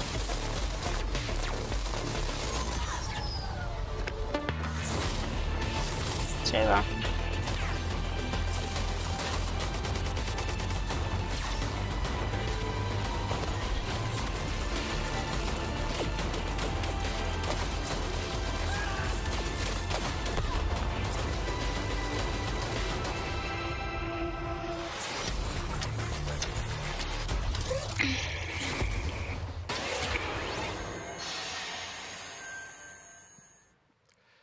Next spring, get ready to experience memorable moments and non-stop action from all 9 Star Wars films in LEGO Star Wars The Skywalker Saga. The entire series has been reimagined with new fun-filled LEGO humor, and now we've got your first look at the gameplay trailer. Babu isso aí.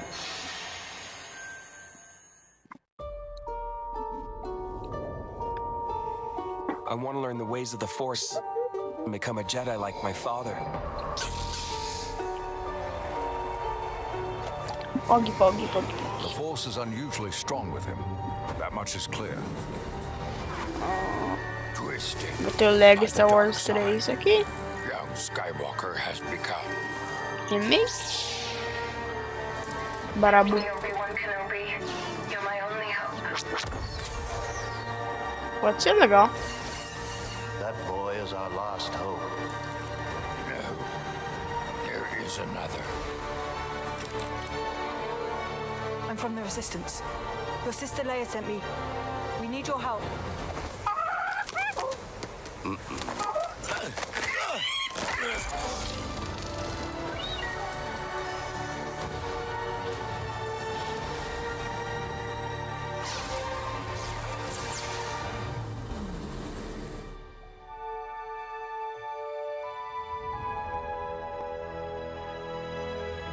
The Force will be with you, always.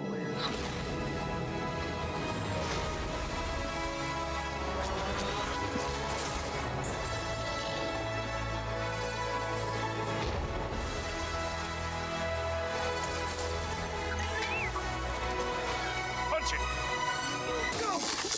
Not him, the Falcon.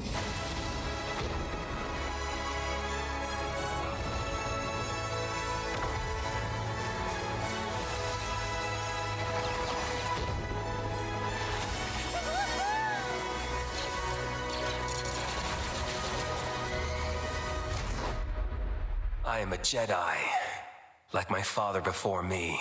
So be it, Jedi.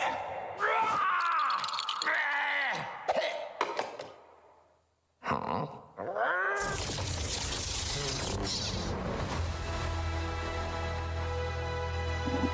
Babu, velho. Babu.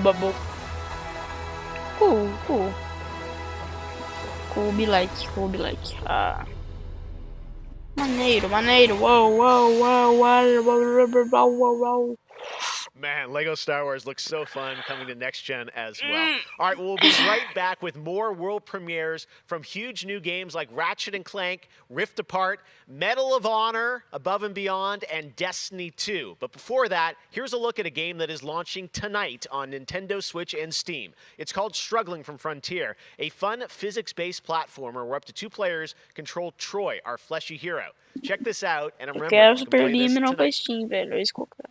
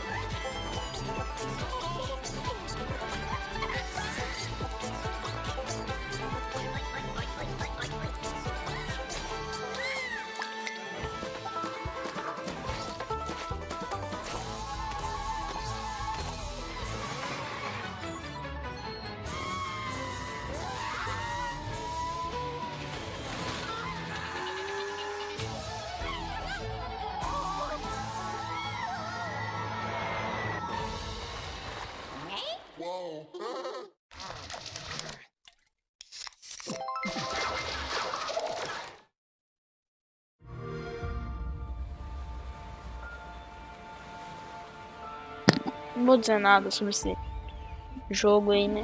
Bicho estranho, sei lá. Ah.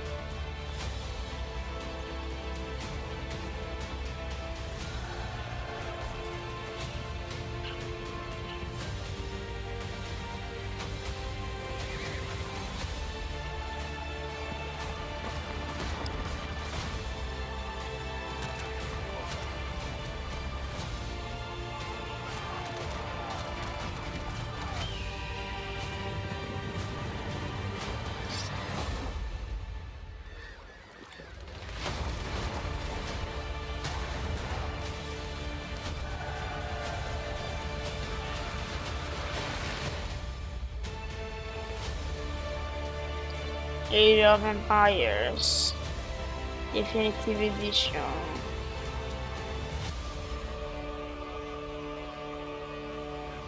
Uou. Parece bem divertido mesmo, hein? Where are we? We're near Little Hope.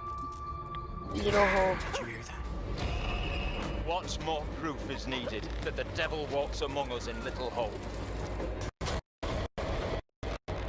Leg.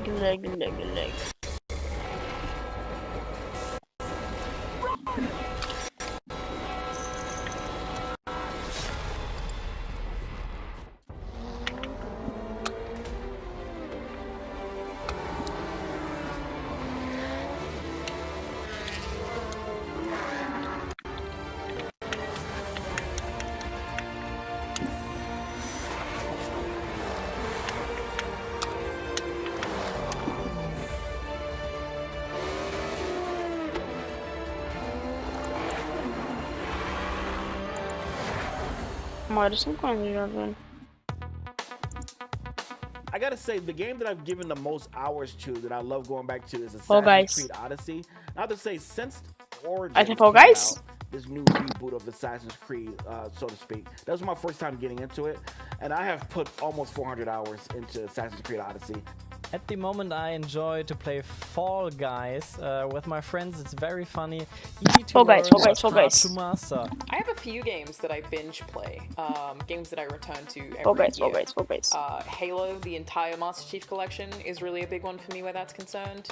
But I also still just casually binge Animal Crossing, and I've been doing that basically all year. I haven't put down Animal Crossing since I downloaded it. I find the daily repetitive rhythm so soothing and predictable. Although, much like my house, my island is still a complete tip. Up next, we have the award for Best Microsoft Xbox Game. And the winner is Tell Me Why. Congratulations to Don't Nod Entertainment. Well, after a big day of Gamescom events and announcements, you'll be happy to know that IGN is going to help you digest all that info with Gamescom Daily Show, where you can get all the daily highlights and a late night show experience from gamers for gamers. Back to you, Jeff. Thank you very much, Sid. And by the way, congratulations to Don't Nod for Tell Me Why, a really important game that is out now that you can play on Xbox and Game Pass. And as we know, there's a lot going on in the world, and that goes beyond the pandemic. Between social conflicts we're seeing in the news and acts of nature, we can see how vulnerable we as people can sometimes be. And now I think it's as important time as ever to remember to come together and support one another. We are a global gaming community. There are millions of people watching tonight, and I know we're all here because we love games and we know that games are good in the world and can bring us together, and I think we've all felt that in 2020. So I think that's really important to remember amongst all the games and trailers. All right, well, one way as a community we can come together to do some good is the Gamescom Forest. Gamescom has launched a reforestation project by planting a Gamescom forest together with the community. Gamers worldwide can go to Gamescom.global and donate to plant more trees. So let's plant a forest together. All right, well, now we're going to move on to another game, and this one was announced back in May. Chorus is a dark space combat shooter where players take control of Nara on a quest to destroy the dark cult that created her, featuring rich ray-traced 4K 60 FPS environments on next-gen hardware. Here is the first look at gameplay from Chorus.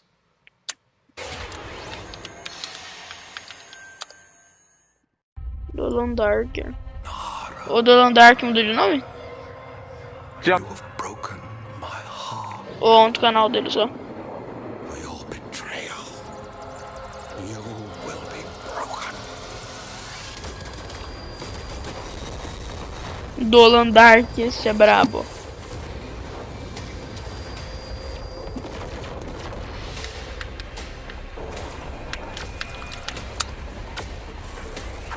Ah, é o...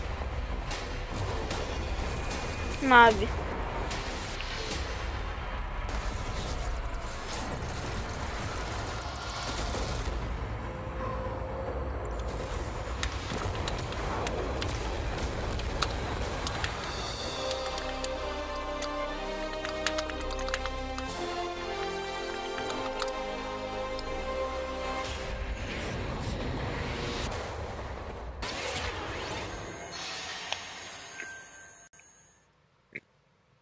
How many crowns have you won? If one game has defined the summer of 2020, it absolutely is Fall Guys from Mediatonic in London and Devolver.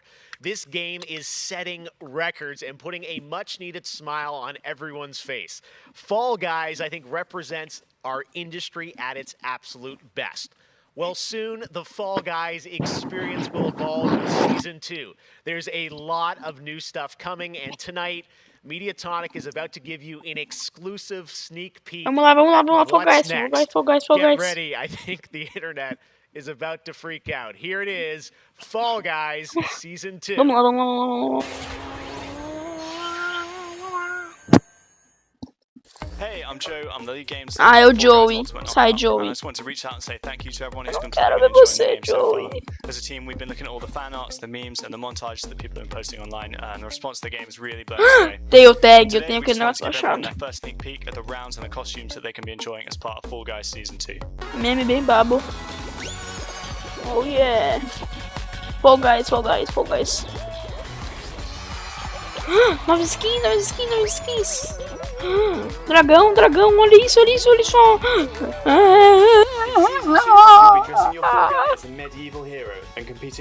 Que brabo, olha isso. Traverse giant drawbridges, dodge swinging axes, and scale movable siege ramps in the quest for ultimate game show glory.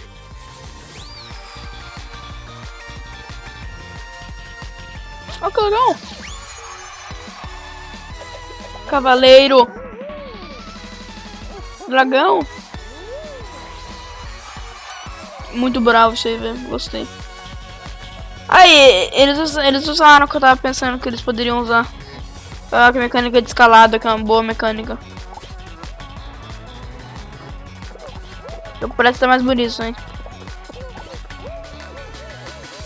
Enjoyed the sneak peek of Fall Guys Season 2. We're still adding the finishing touches to development, but if you want to stay up to date, then @FallGuysGame on Twitter is where you want to be.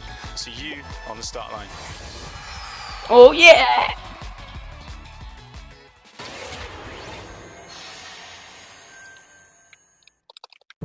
My father has Colorado in the palm of his hand, and he's afraid to close his fist. I am not.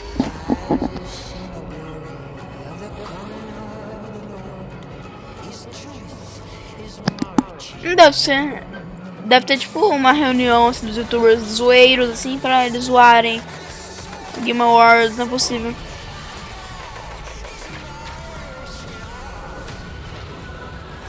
Liberty's got more brains and cunning than both her brothers put Tem together. Circle She's the only Toons. one who could actually run. Eu acho que Circle Toons é assim, amigo do Parocínico, né? Vic's a depraved child, and Val's a brain Deixa eu without a ver. spine. The years my father wasted grooming them for glory when I was right there. LOL. Aqui, ó. É tudo uma gangue dos caras. Aqui, ó. Os Sampinhels. Do outro também. Eles são em cal, certeza. E Discord. Go back to Arizona, Rangers, and I'll pretend none of this happened. Stay, and you die alone. Esse S-Nick deve ser também. Eu não sei. Vamos ver.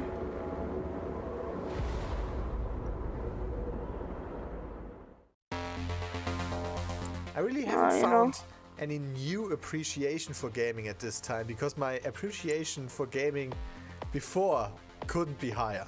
Com certeza, jogos multiplayer preenchem completamente a conexão social que eu preciso ter com outras pessoas nesses tempos de isolamento. E é o mais próximo que a gente pode ter de experiências reais com pessoas que estão longe da gente. You get to travel all over the world in games, which is something I've always taken for granted. And the moment I'm playing Ghost of Tsushima, and you know, I kind of prefer it to the real Japan just because I've heard that in real life they don't let you run around with katanas. I appreciate games a lot more than films, music, or whatever, and it's just fine for me to have the time to play with friends or even with my family, to have a lot of fun. I've been mostly at home with small children, and gaming is the only thing that I get to do for myself anymore. I find it's not only an escape, it's also a way to challenge my brain. Gaming is becoming clearly more important for a lot of people. You know, play is a natural instinct, and from Animal Crossing to The Last of Us Part 2 or Ori, yes, it's definitely an incredible time now to be a gamer, yes.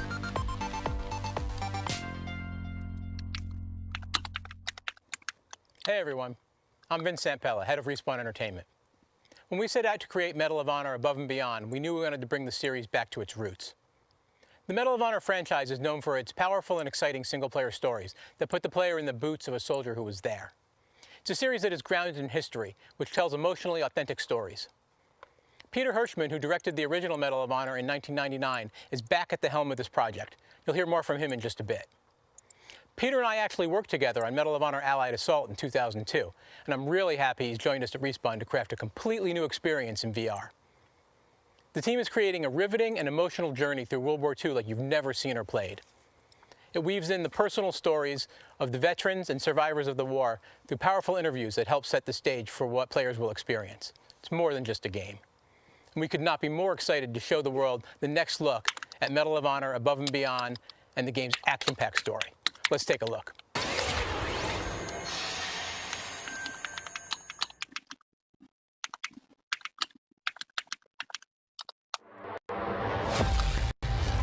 Vamos lá, vamos lá. Ah, de novo, tá lagando. Time some of you will see combat. I know you're scared.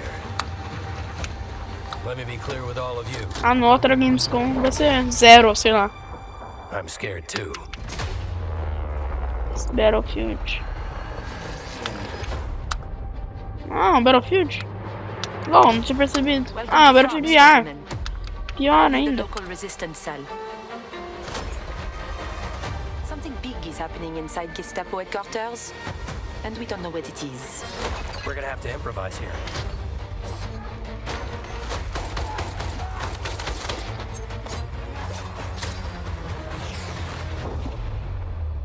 Members of the Resistance are perhaps the bravest people fighting in this war. But you really should stop. There is no future in it. Sorry to interrupt, Lieutenant.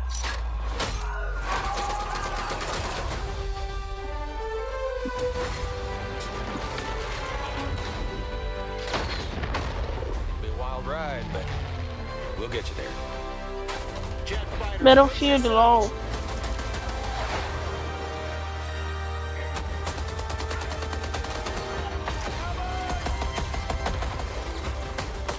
Like I said, boom.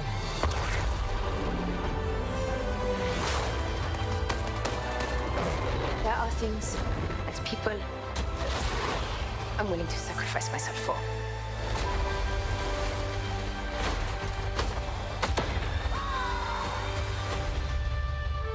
Que é Medal of Honor, não é? Não é Battlefield. God help us all. E VR também, então. Foi. Que liga Medal of Honor, velho. Ah. Thank you so much, Vince. That looks incredible. And now we're here with Respawn Entertainment's Peter Hirschman, game director on Medal of Honor. Mostra algo legal, acaba o evento, que já tá com 1h30, sei lá. Peter, I gotta say, the trailer really grabbed me. Such an incredible story that you're telling to. Tell us a bit about this single-player experience. What can we expect? Well, Jeff, thank you for having us on the show. I'm representing a whole team back at Respawn that's been working really hard on this, and it's so exciting to premiere the trailer with you. Metal Gear, going back to its roots, was always about putting the player in the boots of a soldier fighting in World War II. And with VR, we're able to do that in almost a literal way. It's definitely the most immersive experience, most immersive combat experience I've ever been able to work on. And the story follows you as a player being recruited into the Office of Strategic Services, commonly known as the OSS. And their mission was sabotage, espionage, search and rescue, everything in between. You name it, they did it. And they're known by a different set of initials now, the CIA. But during World War II, they sent operatives all over Europe, deep behind enemy lines. And that allows us to tell a story where you get to go to these places and locations and participate in events that really helped shape the outcome of the war. One of the things I love about the trailer is you can tell there's a lot of interactivity in the environment, emergent gameplay. You got the piano and other things in there. Tell us a bit about how you're using that to tell the story. It seems like it's all kind of through a first-person perspective, but there are some story sequences. How do you tell the story? Oh, well, we shot over 120 pages of narrative, which is more than some feature films. We had a huge international cast of phenomenal actors. And it was fantastic. And the story follows a classic three-act structure. Act 1 is working with the French resistance, getting ready for the invasion. Act 2 is D-Day itself and the fight to get to Berlin. And then the third act is dealing with the Nazi secret weapon program, which involved things like the 262 jet and the V2 rocket and things that could have really turned the tide of the war if we hadn't stopped them. So you get to go on this journey, this story. And the story is shot all from your perspective. Because it's VR, your head is the camera. We don't have cutscenes. We don't have edits. Everything revolves around your perspective. So you experience this story completely in first person as if you are there. So it creates a much more intimate and emotional connection with the characters and the things going on around you. It was an incredible way to shoot. One of our animators stood in for the player throughout the 3 weeks that we were on stage. And all the actors are always reacting and talking to you directly. And in VR, it's such a powerful thing. It's all about building that emotional connection, and it just makes the experience all the more authentic. Well, you and Vince, I know this series is really close to your heart. Gaming 4. I'm like, wow, there's so much there to experience. It looks really rich and detailed, obviously authentic as well. Paying tribute to everyone that was involved in the war. I wanted to ask you also about multiplayer, which is something that Respawn is really known for, and you've had a great single player experience. But I hear you might all be doing MP too.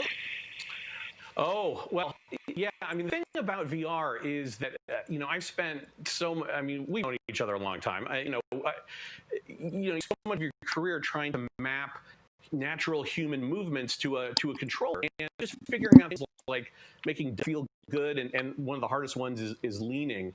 And in VR, you know how you duck? You just duck. And how you lean in VR, you just lean. And so the ability to lean around a corner, just kind of peek around the corner and see where the bad guy is just, it heightens the tension so much. It makes it feel all the more real. And when you put that into a multiplayer experience, it just raises it to a whole nother level. So we are shipping, in addition to the campaign, we are shipping a full suite of VR modes, including a few that you can only do in VR. And we're really excited about people playing those, after it comes out.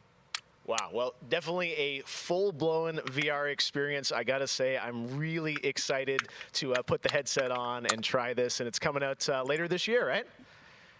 Coming out holiday, so yeah, fasten your seatbelts.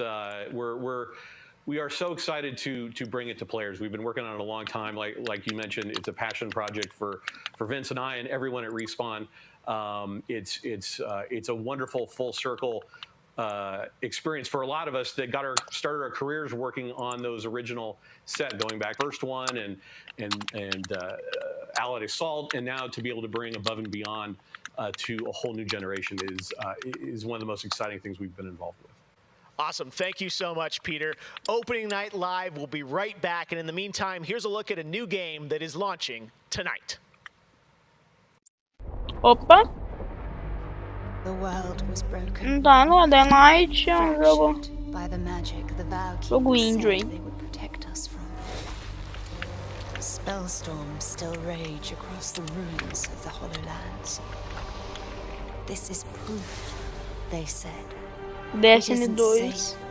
Uns alienígenas do lado. Magic cannot be used.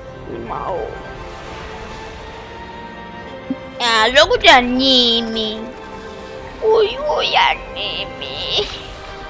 Nem é jogo de anime. Mas é aquele tipo de aparência animeira. E um leque, né? Uma queda FPS que dá pra perceber no vídeo. Tem o leque. A animação mal feita, né? Uou, a música. Uou, explosão. Batalha. Bolinha, fogo, água. Batalha, vento. Uou, fogo, batalha, vento, au. Gelo. Arco de gelo, uou. Fogo mais gelo, igual água, vapor, água.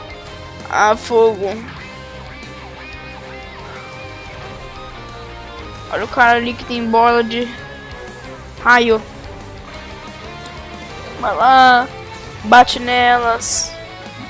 Bate neles. Ah, aquele spell break lá, né? Alguma coisa assim. Não parece tão ruim não, na verdade. Tô zoando.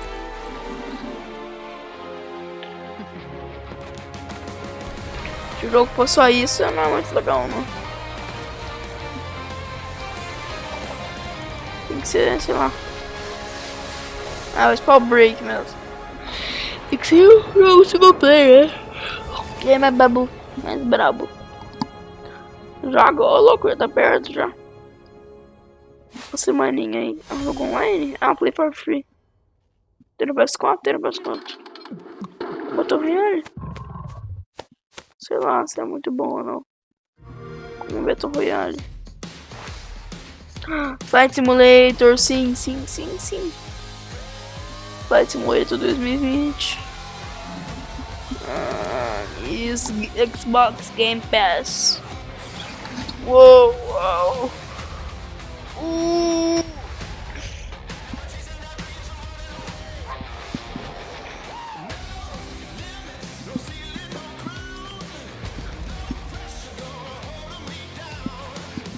Mais de 100 jogos no PC que você joga 3, porque o resto é jogo indie que você não liga. Tipo, sei lá. Tabs é legal, o único jogo bom. Tem The Witcher é bom também. Fallout 4 é legal. Final Fantasy. Battletoads é ruim, do que falaram.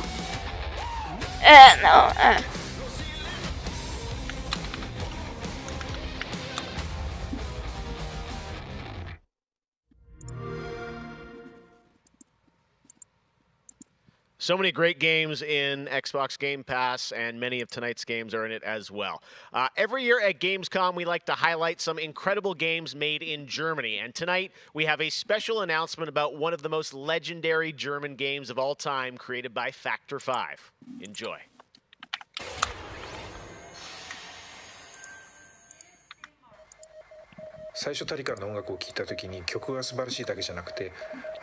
PlayStation All Stars 2. Legal. Petscope 2. Por que ele teria Petscope 2?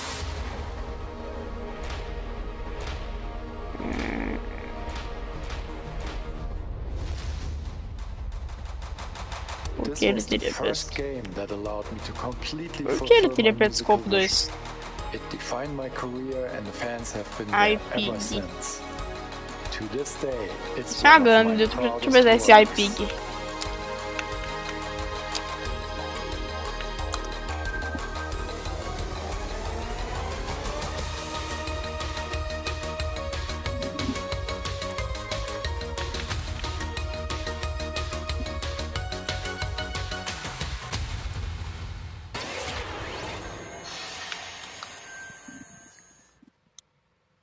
In June, Bungie revealed a new era of Destiny 2 that starts on November 10th with Beyond Light.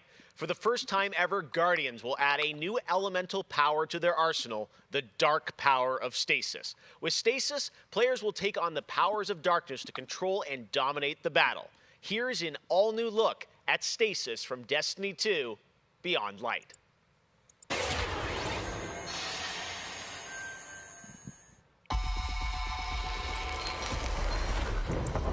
LOL, DLC de Destiny. The floodgates are open. LOL. Darkness is here. As you step away from the light, need only look inward. Focus your power. Let it grow. Our fight is far from over. DLC de Destiny. Ui. Olha ali os robôzão, Warlock. Uou, robô, gelo, robô. Qual é daqueles bichos alien lá que tinha uma cabeça tipo de elmo de grego, assim? Que ele era assim? Assim que apareceu ali? Esse aí é Vectron. Cara, eu sei lá, não lembro. Ele tinha no Dash 1 e Dash 2, mas eu não lembro. Ele ficava em Vênus, se eu não me engano.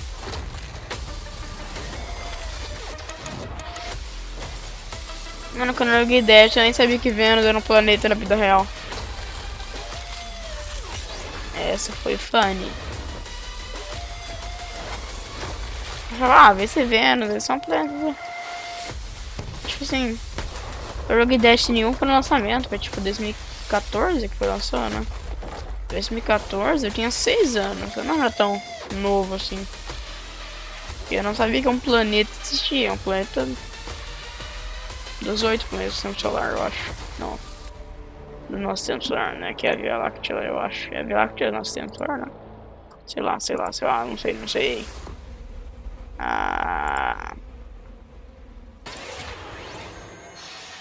Wabble. I have one more award to give out tonight, and that is Best Sony PlayStation Game. So, without further ado, the winner is Cyberpunk 2077. Congratulations. Verdade. Of course, there are even more awards than the ones I announced tonight. So check out the Gamescom Awards user voting, where you can vote for your favorite streamer, Gamescom's Most Wanted, and Best of Gamescom.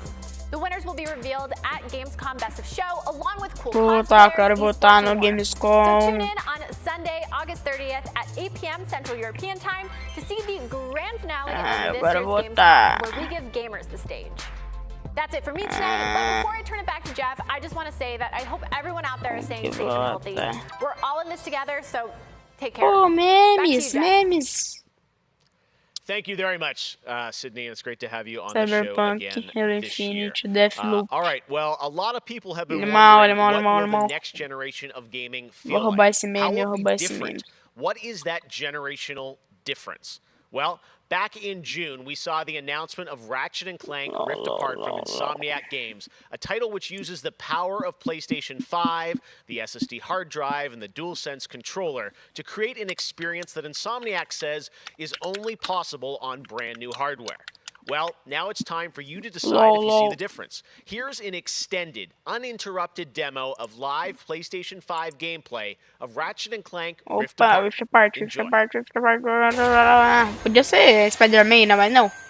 Tem que ser o jogo que as pessoas gostam, mas elas não gostam tanto que nem o jogo do Homem-Aranha, né, velho? Insomniac que faz o Ratchet & Clank também, lembrei.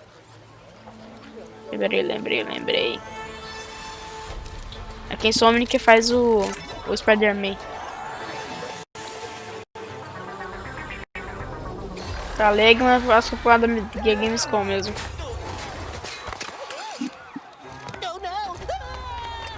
We're back. And not far from where we last saw him. We may still have time to put a stop to this.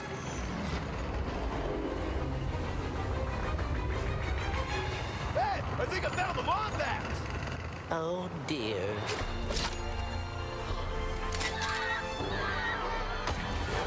Let's show him how it's done. Putz. Queria falar aqui agora na Gamescom. Não tá tão bonito, velho. Não sei se foi o downgrade ou porque os caras estão pegando esse negócio de algum outro lugar. Cara, sei lá, a qualidade de 3 em geral acho que é melhor, tá? Ah, não foi no E3, foi da PlayStation. Cara, sei lá. Aqui. Esse gameplay foi compactado de várias formas, né? Eles gravaram uma gameplay e mandaram pros caras do Game Awards. E os caras do Game Awards estão passando pra gente uma live. Então vai ficar lagado e assim, em queda de qualidade mesmo.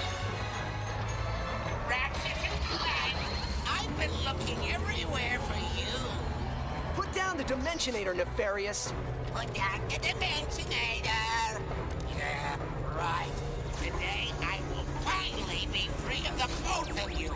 Soon, everything you see will be mine. Say goodbye.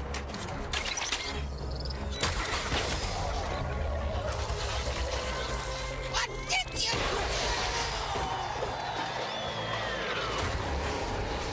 Oh, legal, ferrou as coisas. Agora vem dinossauro, dragão, dinossauro, dragão. Was that supposed to happen? Hitting Nefarious's device seems to have destabilized reality. LOL, piorou. There has to be another way across. The rifts appeared to react to your device. Try pointing it at one of them.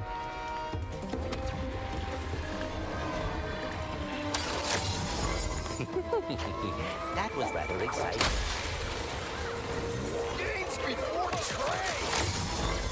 Legal. Good boy.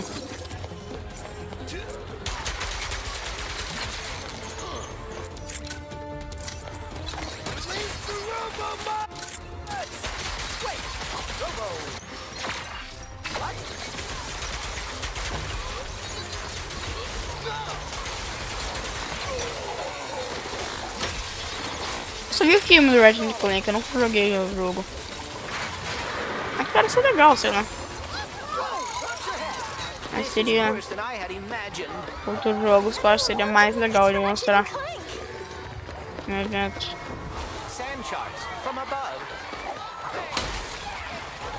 Eu acho que o jogo da Homem-Aranha seria mais hype de mostrar, velho.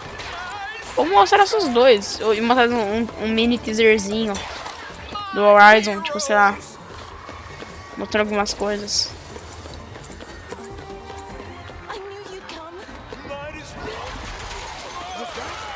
A kraken? Or at least a very large octopus.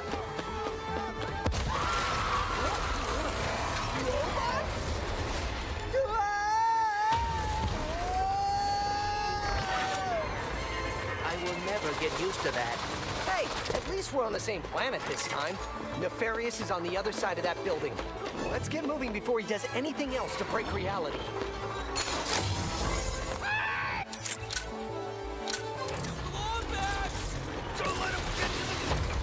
Oh, que arma é braba.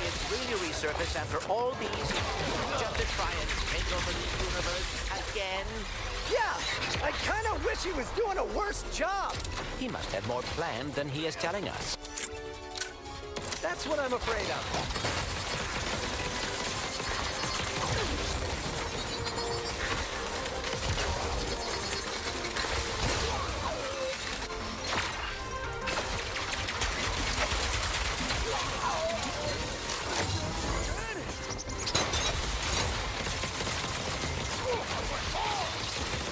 Can't wait to see what's new.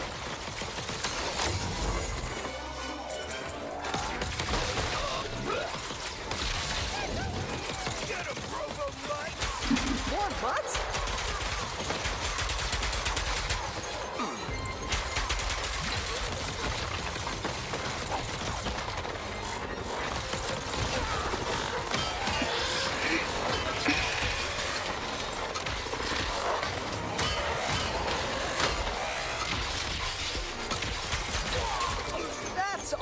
them. We have to get the Dimensionator away from Nefarious. Oh, no, not right now. Whoa! The dimensions are weakening considerably.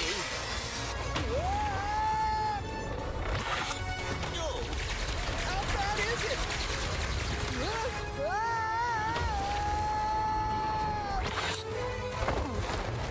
Well, it is certainly not good. Great! Where are we? Beats me.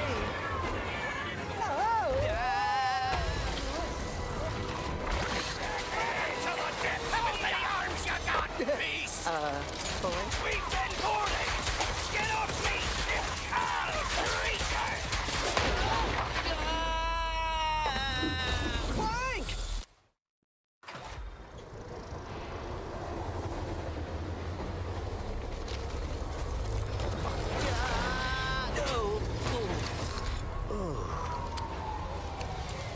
Ratchet.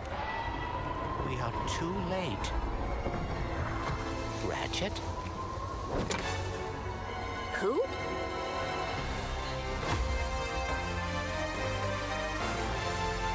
LOL. Ah, mas eles mostraram isso? É só isso? Ah, não foram isso que eles mostraram no outro trailer também? Não tenho certeza. And now I am joined by Marcus Smith and Mike Daly from Insomniac Games. Guys, Eles mostraram a cutscene do começo, eu acho só. Long uninterrupted Mas foi só demo isso. of Rift Apart, and I have so many questions. It's amazing to see what you're doing with the power of PS5 and the SSD. Let me ask you first, Marcus, what are you able to do with Rift Apart that you haven't been able to do before in a Ratchet game because of the power of PS5? I mean, first and foremost, it's just pure horsepower. Enables us to fill our worlds with the kind of density and life that we've never been able to do before. More importantly, perhaps, though, is the dimensional shifting that we have going on, which uses the SSD that allows us to fling the player from planet to planet to planet lightning fast, like in way faster than anything we've ever been able to do before. Yeah, the Rift tether, we saw that in the demo. We had seen some of that in the trailer. So that's all actual gameplay. Mike, I'm curious, like how does that work as you kind of play through the game? Are there certain moments and levels where you can jump, or how do you play through that? Yeah, so in the game, there is dimensional damage spread throughout the galaxy that Ratchet and Clank have to find a way to fix. And you can find these weak points in space-time that you can pull to you with your Rift tether. It's like being able to lasso a portal. And that enables you to basically like warp across the world to find new places to discover or gain a tactical advantage in combat. Wow, yeah, I got to say, like when you see that and you imagine the jumping from multiple worlds at instantaneously almost, and it sounds like there's no load screens throughout the entire game. That's right. We're going seamless. That's right. Yep. Wow, all right. You bite. So confident both of you say it. I like it. Now, let me ask you about DualSense. That's something that is a big part Agora of os caras ficaram em choque. Se tiver alguma carregamento, os caras vão levar porrada. Tudo que eles falam, vocês são confiantes nisso, fazem tudo ao mesmo tempo. Eles riram assim, não é? Coisa meio... And the DualSense is sort of like, it feels like it was made for Ratchet and Clank, just because the haptics give us a whole new layer for the weapons to express themselves. So for example, your burst pistol, of course it gives you like a satisfying click or kick with every bullet. But when you throw the shatter bomb, you can actually feel the energy pulsing off the grenade fade away as it gets further apart from you. Basically, the haptics are expressive enough that every weapon feels different and you can tell what you're holding. But of course, the adaptive trigger like takes that to a functional level where, in addition to the trigger pull feeling unique, we can actually use that as a super intuitive way to add alternate functions to the weapons. So, for example, in the demo, we've got the Enforcer, which is a double-barreled shotgun. You can pull the trigger part of the way down until you hit resistance to fire a single barrel. And then whenever you feel like it's the right time, pull it the rest of the way for a double shot. So you might be swarmed by a bunch of little enemies. You only want to waste one shot on them, and then wait a minute for even more to swarm in before finishing them off. But a big guy, you probably want to just give both barrels to right away. So there's a nice intuitive way of basically raising the skill ceiling and giving you more ways to play better. Wow, no, I'm excited to see how you guys are going to roll that out across what I'm sure are an insane, group of weapons as always. Plot-wise, Marcus, tell us a bit about this game. I think some fans have wondered, does this tie into the movie plot line, the game plot line? Like, tell us in the Ratchet verse where this sits.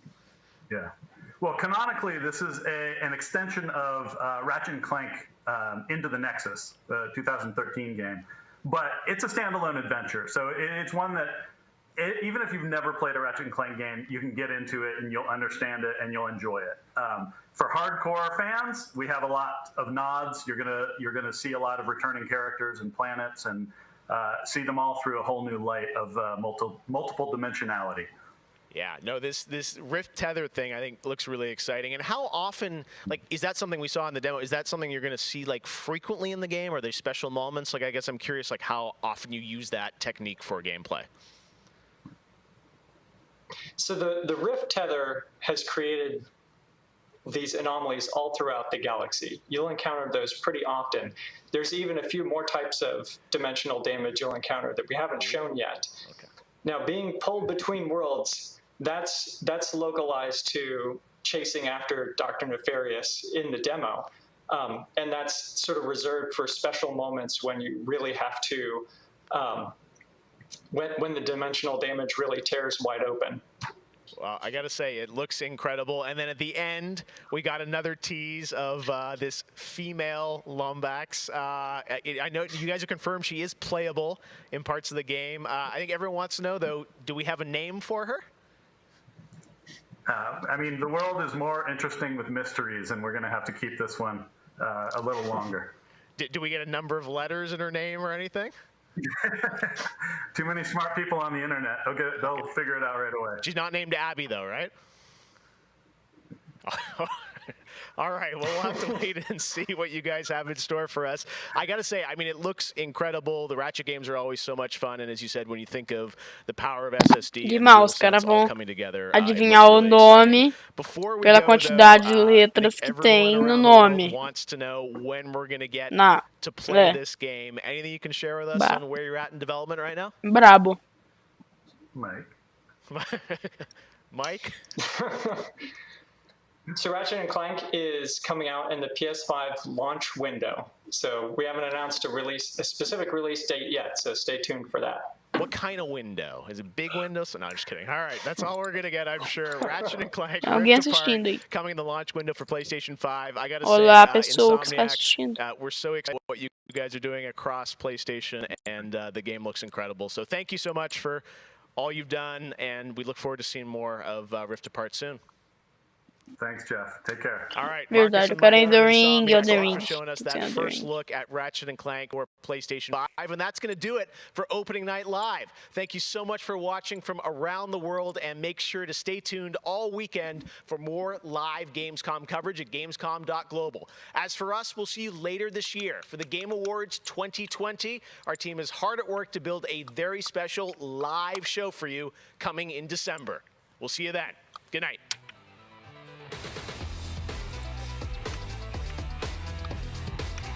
Elden Ring.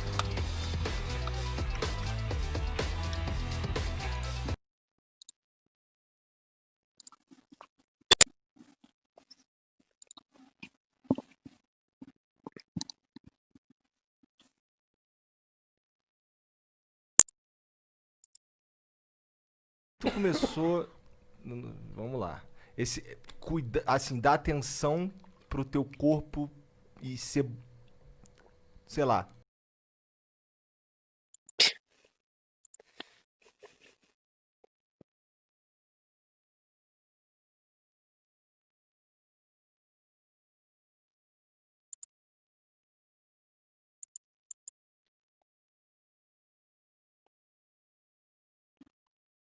O Watchcast é brabo, hein?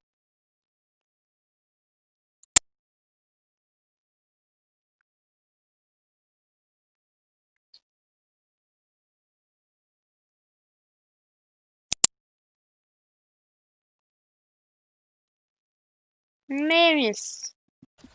Nossa senhora, que loucura, velho. Eu não quero nem ver, velho. Eles são atrasados ainda, velho? Como assim? Enfim, manos. Deixa eu ver aqui, peraí, um superchat. Acho que deu bom. Acho que deu bom, não. Acho que acabou. A Jatec pediu toda a live aqui, ó. Joga o game brasileiro do Dogurai. Cara, eu joguei no Switch. Muito foda do Dogurai, hein? Muito divertido, mano. É um joguinho tipo de Game Boy, tá ligado? Muito maneiro, muito legal. E ele tá muito barato. Quem tem Switch e quer comprar um jogo barato, ele tá em promoção por 99 centavos de dólar no Switch. Ou seja, tá uns 5 reais, 4, tá ligado? Tipo, tá muito barato, velho. Então o Dogurai é muito maneiro, mano. Ainda vou trazer coisas sobre ele no canal. Manos, então foi legal, vai. Né, todo mundo sabia que não seria um evento absurdo, seria legal. Eu achei que tiveram coisas legais aqui, tá ligado? Lógico que o destaque pra mim vai pro Ratchet Clank, que é o que eu queria ver, a capa dessa live, inclusive, aqui do canal, tá ligado? Mas o que você gostou nessa live aqui, Lucky? Aquele jogo da menininha da Índia lá, né, cara? Como é que chamava? Era... Aqui não teve nada realmente novo aqui, né? Teve um jogo novo? Não, né? Esse, né? Mas tipo assim, fora ele, o que teve novo? Tentando lembrar aqui. Nossa, nunca vi.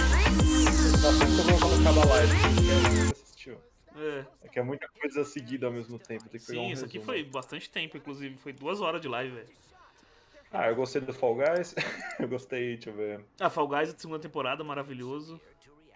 Eu tô tentando ver aqui de pouquinho. O Godfall eu não vi o que teve, mas não teve nada demais, né, do Godfall, né? Não, o Godfall foi tipo 15 segundos de gameplay. Eu tô olhando aqui uma...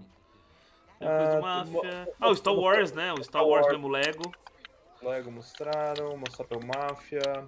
Aquele 12 Minutes mostraram um pouquinho, acho que quando você tava no banheiro, mano. Aquele jogo lá que você vai jogar dentro de um apartamento só. Apartamento? Aquele lá que você joga o jogo por cima. Tipo assim, é o teto do apartamento e só tem aquele apartamento. O jogo inteiro vai se passar naquilo. Dependendo do que você escolhe, vai acontecer algumas coisas muito bizarras dentro. E, cara, por mais que é VR, eu sei que é foda, né? Mas pirei muito no Medal of Honor, mano. O Medal of Honor também. Podia sair pro PlayStation VR, vou ver depois se vai sair pra ele. Porque, mano, não tem espaço aqui pra ter HTC Vive e óculos da vida, tá ligado?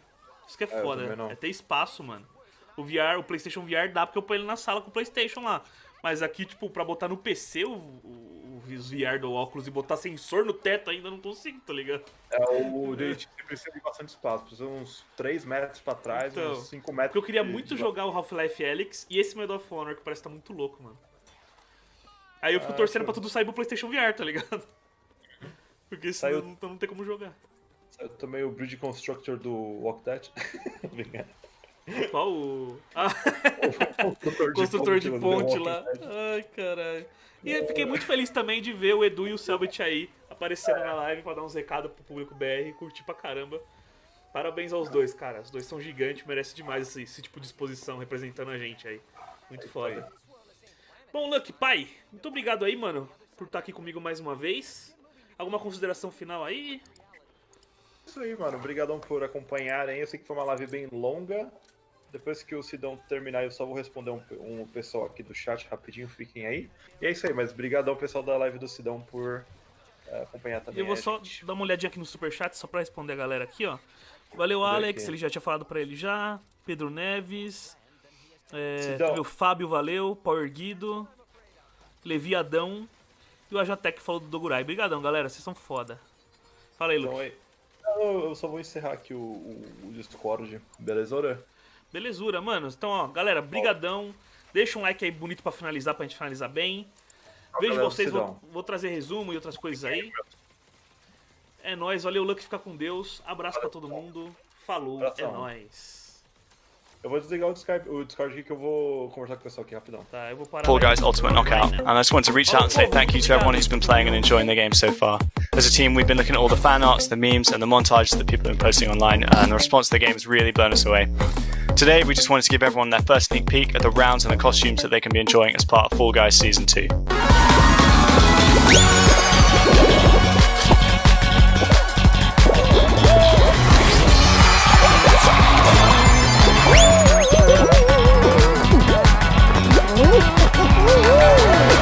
In Season 2, you'll be dressing your Fall Guy as a medieval hero and competing across brand new rounds inspired by epic quests from the Middle Ages.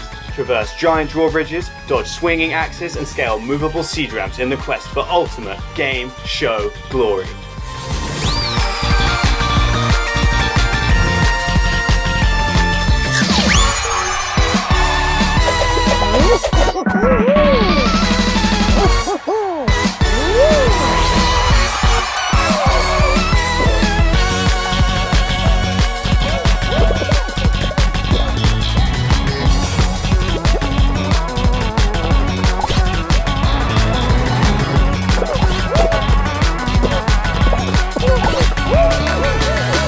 We hope you've enjoyed the sneak peek of Fall Guys Season 2. We're still adding the finishing touches to development.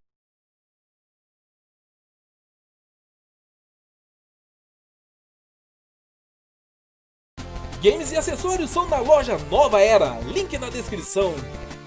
Daí beleza, eu sou o Velberan e estou aqui para falar sobre os prós e contras de cada console da geração e te ajudar a escolher o console ideal para você. É isso daí, quando vai falar de qual é o melhor console da geração,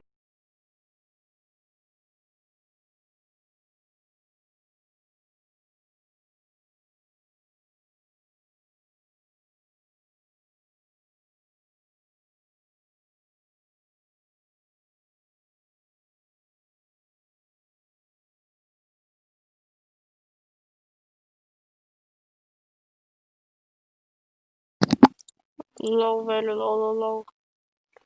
LOL.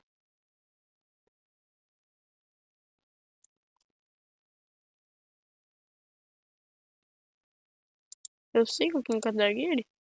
Não. Por quê?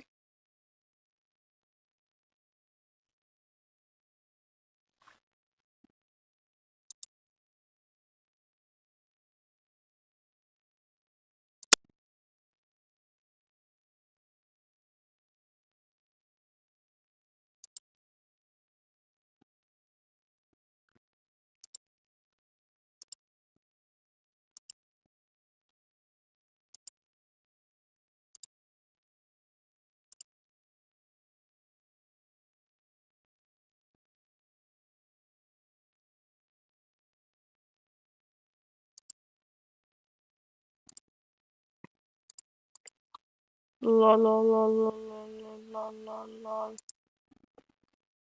Ok, vamos parar aqui. Falou, pessoal.